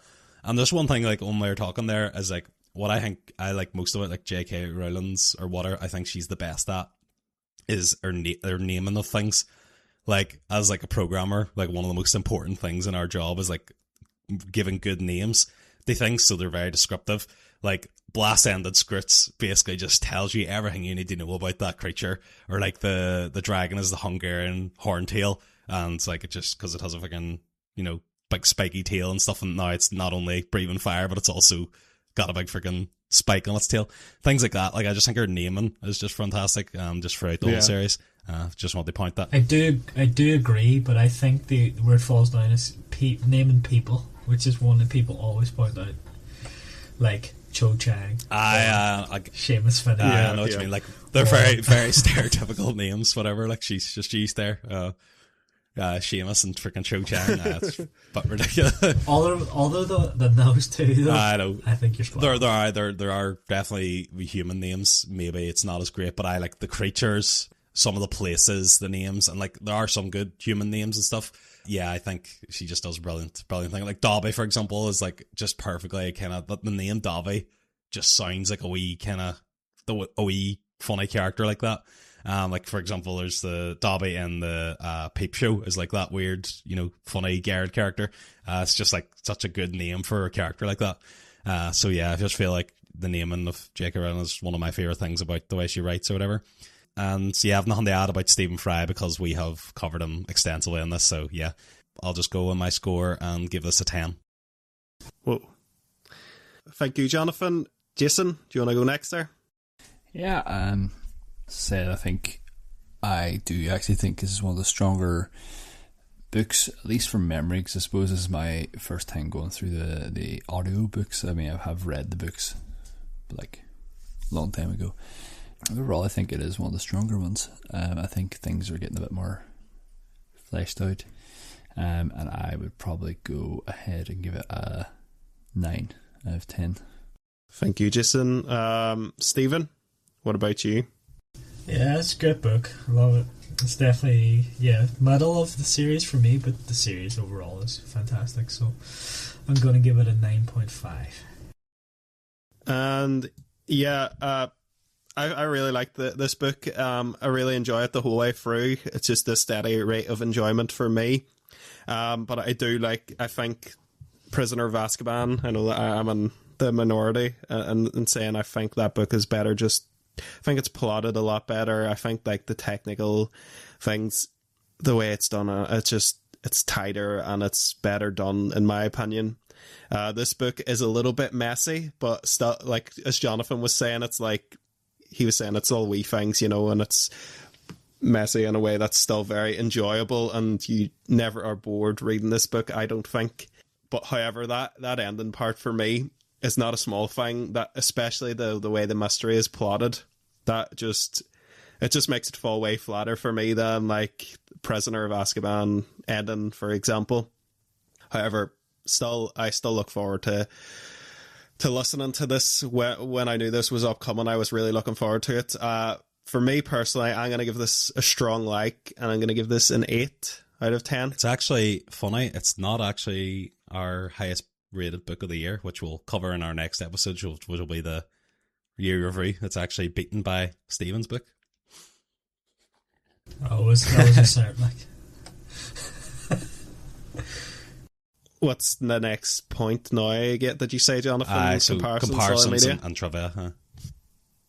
Yeah, like I said, this inspired so many books. Well, I don't know if I can say this inspired them, but this led to like this onslaught of YA competition books. Obviously, the most popular example is Hunger Games, which I think it's more accurate to say that was inspired by like Battle Royale, but there was also like Maze Runner and all, and those came after like Hunger Games, kind of propelled that even more because it was more like a tens phenomenon. But I think like Goblet of Fire really sort of sowed the seeds, so to speak. So any you guys, anything it kind of compares to for you? No, but I'm just remembering reading the Hunger Games, and thanks for that, Michael. Thanks for that pain.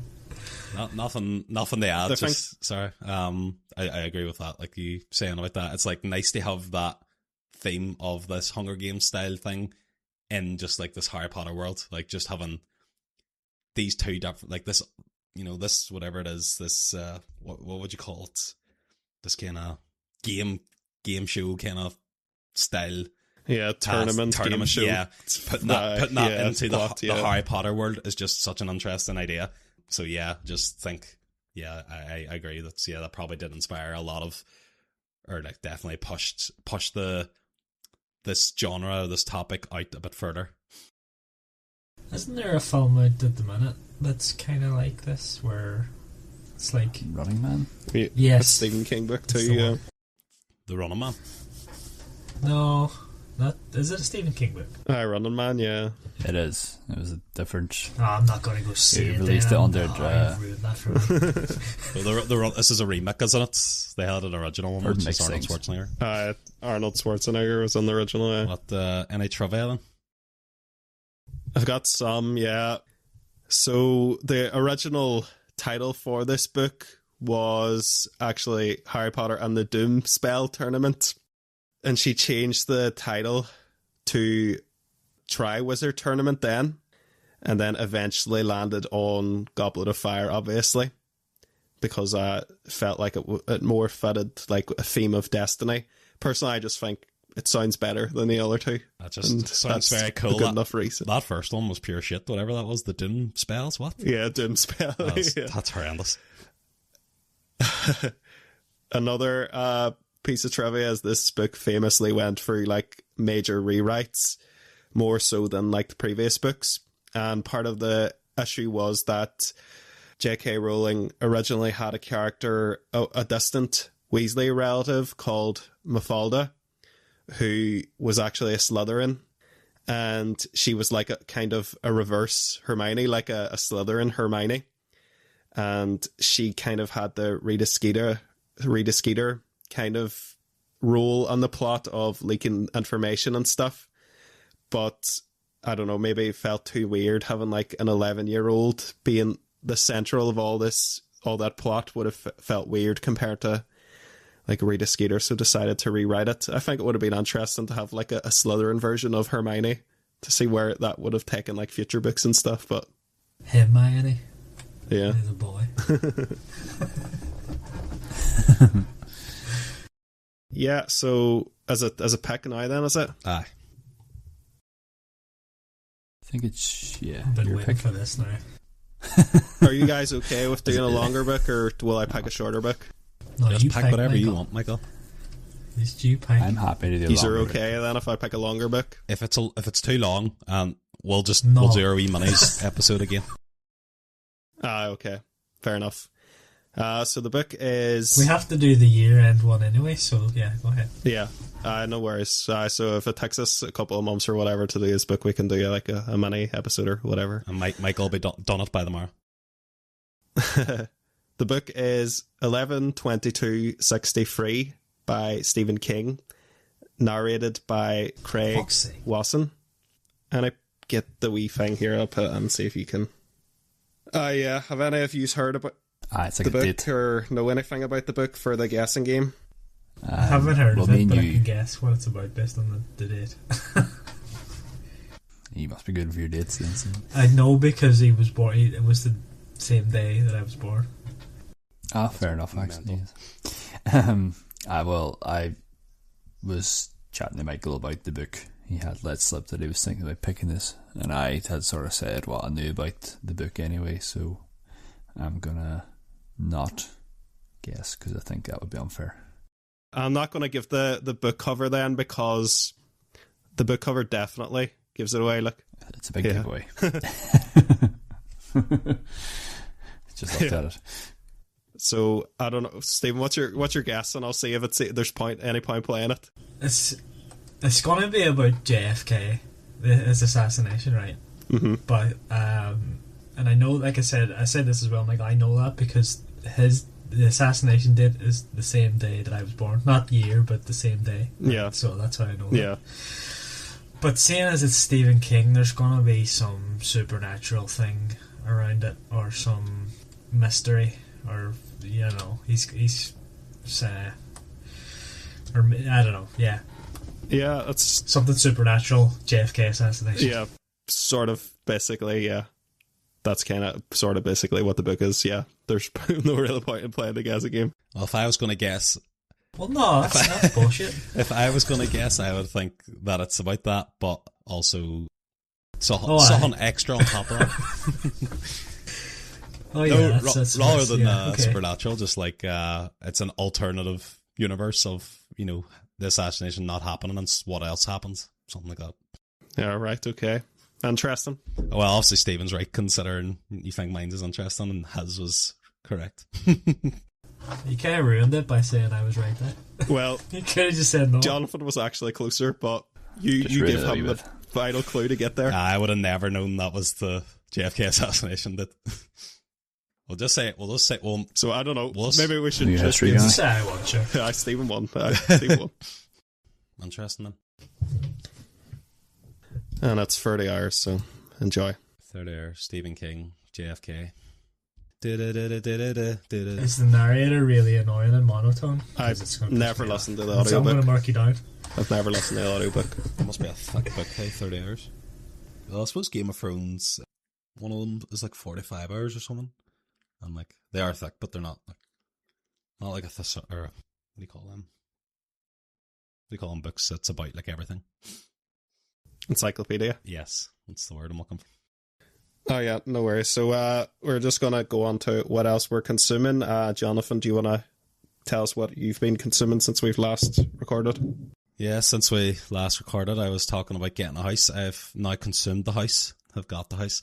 So What did it taste like? Michael, did It you was gingerbread. did you eat anything from the Harry Potter thing? I don't know what you could have. Apologies potion or one of those things the elves was cooking up.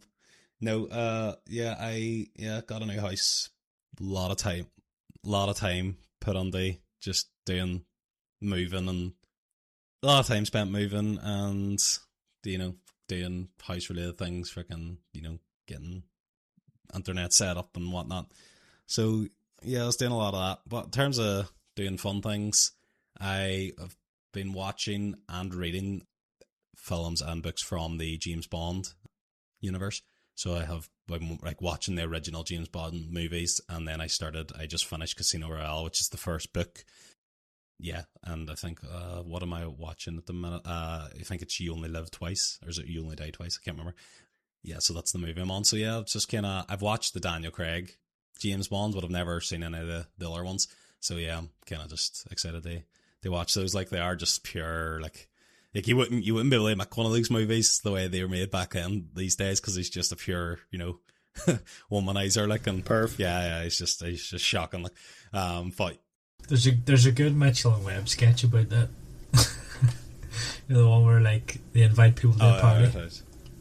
They're talking about it's James Bond, yeah, and he's a pure Yeah, dick. it's just like a pure arthole and not like the woman, and yeah, he's just so like cocky and all. But they have like these really like puns or whatever that they always tell us how, and they're so cheesy. And I just put it on the side, it's just hilarious, like just watching something like that. But I like watching like old movies, like, just because I feel like movies obviously had less to go on in terms of technology and like doing CGI and all that kind of stuff, special effects and whatnot. So they literally rely on their plot to actually make it a good movie or not. So it is good going back and watching old movies. I actually was watching another one there, an old movie called The Deer Hunter. Don't know if anybody's ever watched it, but it's about it's actually, you know who it is? It's Robert De Niro, Christopher Walken, and a couple other people on it, and what do you call her? Meryl Streep, but they're all like really young. It's like Christopher Walken is just like you couldn't even really tell it's him, but he still has the weird voice like that is. But yeah, it's about like the Vietnam War and like how it affects this like group of friends and stuff. But apparently it's one of those greatest war movies of all times or whatever. So I'm halfway through that. I kind of like watch my movies and like it's TV shows, break it up into like hour or 45-minute chunks. So yeah, I've actually been kind of working my way through a lot of movies. TV wise, I got up to date with Always Sunny. I think the new season 17, is fantastic. Like, I feel like I enjoyed the last few seasons, but it wasn't up to their usual standard, I think. But I think this one's really got back, up there. Oh, that's interesting. Because I had the opposite feeling. Last season I thought was up to standard, Oh, do you but not this think? one wasn't. But the season before last Alright. wasn't either. I just feel like there's a couple of brilliant episodes, and this like I just know we're going to be iconic. Right, I like the whole chili one, like eating the chilies, and then the Frank being the bachelor billionaire or whatever it is, or millionaire. So. I like the one before that where they're doing the dinner party one is That's hilarious. Like that's fantastic. Yeah, I just kind of caught up to that. So I was consuming like freaking some days I was watching like 10 episodes, just like, you know, at night, just freaking, you know, just to keep coming on, you know, just can't, you know, when those messages come up on Netflix or whatever, they're like, are you still here? It's like getting those all the time. And I was like, yes, I'm just absolutely banging on the Always Sunny, right? Leave me alone. Stop it. Because if you get that message, it's like, here, you have been watching this for a while, sir. Like, I mean, you fucking gonna like log off anytime soon. There's other things out there, big man. I've heard a new series there to come out from it by Vince Gilligan, did Breaking Bad, called Pluribus, however you pronounce it, is apparently very good. I haven't watched it yet. There's 2 episodes out, or 3 now maybe, but apparently it's very good. And I, again, loved Breaking Bad and the stuff that Vince Gilligan's done. So yeah. Oh yeah, I've heard about that, yeah. Yeah, it's your It's got the one for Better Call Saul too. so she's like, yeah, I can't wait to watch that. Yeah, it's a sci-fi show too, so it'll be interesting. But apparently it's set in Albuquerque again, which he just obviously knows that area very well. So you're just like, yeah, we'll shoot in Albuquerque, like why not? But yeah, I don't actually know what it's about. I've just heard it's good, and I was listening to a podcast today. What was I saying there? Oh, somebody said in the podcast I was listening to not actually read what it's about and just go and watch it, because he says the pilot kind of like sums it up. I think that's my. Sorry. In terms of gaming, I have been going back. I've got a wee PS2 emulator, and I've been playing some old PS2 games. I haven't played them yet, but like the original Lord of the Rings games. When I play those. Well, I remember our like childhood was like just sitting playing those all the time. And golly always being Legolas. Yeah, no, it was good to go back and play those games. A couple other ones that like used to play, like that Spartan Total Warrior. I think we've actually talked about that before. But used to love that when I was younger. And like the Sims games that were on the consoles were always really good. So yeah, that's kind of what I've been doing. But yeah, the house move has fucking took a lot out, so I'm hoping now things start to chill out a bit. I still need to do a lot of work around the house and stuff, but I'm just going to kind of, now that I'm here, I'm going to just, do that in drips and drabs and kind of spread it over the next few years, getting work done. So nice one. Yeah, class. It's hard work and a lot of stress on it. It's just, if you feel like you've gone, although you're now probably putting your money that you've saved up into a better investment or a safer investment, it's still like you're now locked in and you're trapped, like, so it's like there's this risk. There's a bit of that, and then things happen and it's just a pain in the hole, and it's now your you have to responsibility. sort it because it's yours.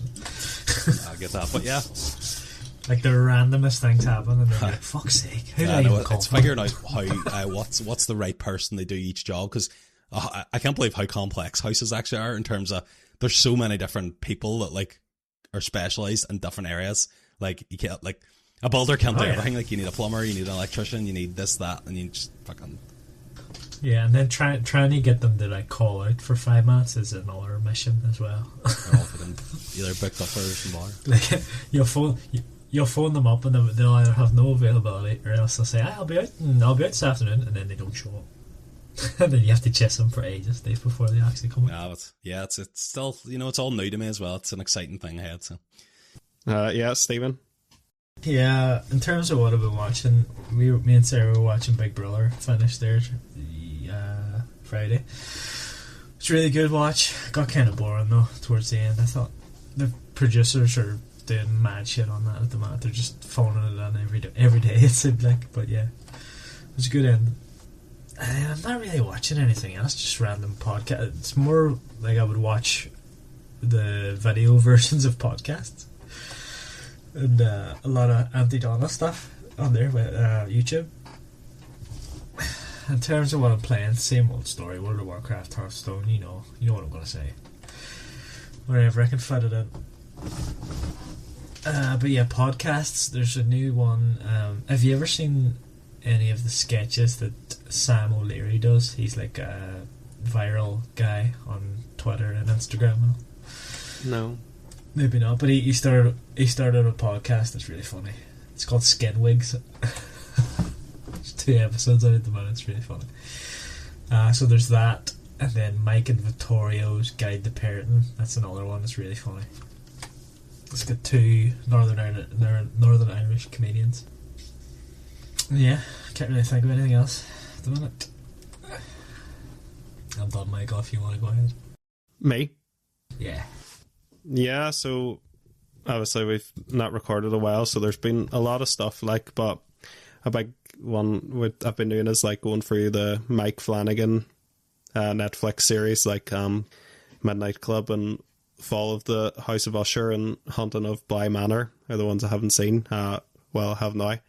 And I really, really enjoyed Fall of the House of Usher. I thought Midnight Club was just okay and somewhere in the middle between Bly Manor. And I've been watching that with Greta. And obviously I have my trip to Italy next week. I have been injured for like 3 months, so I don't know if I will be fit enough to actually do the run, but it's just going to go over there and enjoy myself and then see if I'm up for it when I'm over there. But have you told Walker yet? He knows that I'm badly struggling and that right, okay. that I'm trying my best. I went out for 6k on the weekend and then another one. Well, no, I went out for one on Thursday and then another one on Saturday, and that's all I could really manage. So looking very unlikely, but I'll see how I'm feeling in Italy. Maybe a miracle will happen. Yeah, that's about it for me. Like, there's too many wee things to mention. I've not really been consistent with like any big things. Like, good stuff. I went to see the Gabby's Dollhouse film yesterday. If you just want to talk about that. How was it? It was okay. It was weird. Like, are you aware of Gabby's Dollhouse? I don't know the product, but I have seen the trailer for the movie. It's bizarre. Yeah, it looks bizarre. Molly loves it, like, but yeah, it's strange. To do a live action film, it's a choice. Yeah, it's definitely a choice. Do you know what I forgot to mention? I've also been working my way through the Alien movies because I want to watch Alien Earth, and like I hadn't seen most of the recent ones. And then after I watch like Alien Earth, I'm gonna watch the Predator movies, and then I'm gonna watch the Alien versus Predator movies. But there's a couple of, well, I heard the Alien Earth show's very good. There's a new Predator, Badlands. Apparently, it's like people aren't liking it because it's got, you know, the Marvel kind of slap, like weird jokes like that are like these, and people say it as inappropriate, but it's like, it's just like people are saying like, is this the direction Predator's going on? But it's like, no, this is just like a wee kind of spin off, because the director did like the last 3 Predator movies, and they're all kind of very different. Like Prey was one that was like very dark and serious, and then I can't remember what the other one was called, Killer or versus Killers or something, I can't remember. Like that was a different direction, and then this one's kind of more in the kind of like, I think the Predator is the good, like not the good guy, but he's like the it's from his point of view, so like it's kind of like this different direction or this different scenario to take it or look at the series. So I feel like that would work for me. So yeah, I'll kind of watch all those, but yeah, I'm actually up to date now. Almost, I'm on Alien Romulus, which is the most recent movie in the Alien series. But I then need to watch the TV show. I'm watching Alien Earth. I think I saw a trailer. I think I saw a trailer for that new one. Is that the one where he's not wearing the mask or something? Yeah. He's got the compete in some competition. He's got the girl. He's got a girl on his back. Like the Tri-Predator tournament. I'm a few episodes under that Alien Earth, Jonathan. It's good so far. Good. I heard what I've heard about it is it's not really about the aliens at all. It's more about like human and space and stuff like that. But like most of the Alien movies are kind of like that. It's like 2 hours of like the people like trying to mine or extract something or like do something bad, and then maybe the last 15 minutes of the movie, the aliens just going nuts and killing everyone. It's funny, Jonathan, you growing up saying you don't like horror movies, but the Alien and Predator movies definitely are horror movies. There's different. there's different types of horror. It's weird, like, because I've been watching like alien movies since I was young. Like I just like, there's certain things that I'm not, even though it's weird, the things that are more likely to happen are the things that I'm less scared of, which is strange. Like there's probably is the likelihood of aliens, not maybe xenomorphs, but like some kind of aliens being out there is probably very likely. But I'm not really scared of them at all. But like a fucking ghost that doesn't exist would terrify me. You hear that, aliens? Johnny's not scared of you. Cons. Come at me. I mean, Michael, what was that one that we went to see? And the whole time we were just... I don't remember what the plot was, but the whole time we were just joking that it was Bob Marley's High Dream. That was Predators. That was so funny. That's the Hunger Game kind of one where they're dropped. The humans are like dropped into like this. It was that cling, one. And the Predators like hunting grounds, and like they're just like hunted down. All I remember is that Lawrence Fishburne was there. he's like all of a sudden, he's like a weird guy that's like survived there. So he's basically like Tom Hanks's Castaway character, where he's like lost his mind a bit. He's just like been stranded there by himself for so long. Yeah. But he's like, he like knows them very well, but he's like also just insane. So he's well funny. But no, that's, I just wanted to bring that up too, because the Alien Earth is a big thing at the minute. So Cool. Well, do plugs then, Jonathan. Yeah, I mean, I've still got my blogs that I've been doing, like, so I'll be the same. Like, I have been working on one now for a couple of months. One it's actually ended up being very long, so I split it up.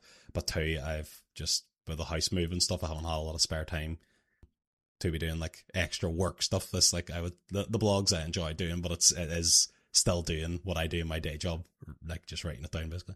So yeah, like if I'm going to spend my spare time doing anything, it's going to be like watching alien movies or something like that. So like what I need now is the extra spare time that I have. So yeah, I'll hopefully get that finished before Christmas. So that'll be my next one. But yeah, I've still, can go check out my Medium thing where I post the blogs, so I'm sure the link will be in the description. But yeah, that's it. Yeah. Any plugs are you doing? Nah. Got nothing going on. What's your Warcraft character name? Oh, actually, that's a shout. Actually, Johnny, if anybody wants to, if any listener is a Mythic Raider and they're looking for a new guild, email the podcast. Be at least 4 of 8 in, what do you call it, Metaforge Omega. Or don't bother. Noobs. Check out my other podcast, Soul Bonder 2. I'm releasing ones for that weekly at the minute, so I'll put the link to that in the description. And I think that is us. So next time we'll be doing 11/22/63, which is about JFK. Steven's birthday. Mm-hmm. Fun fact. Oh no, I'll save it for the next episode. I've got my trivia. Yeah. Okay. See you on the flop then. Seas on the flip. See you on the flip. Bye. Bye. Bye.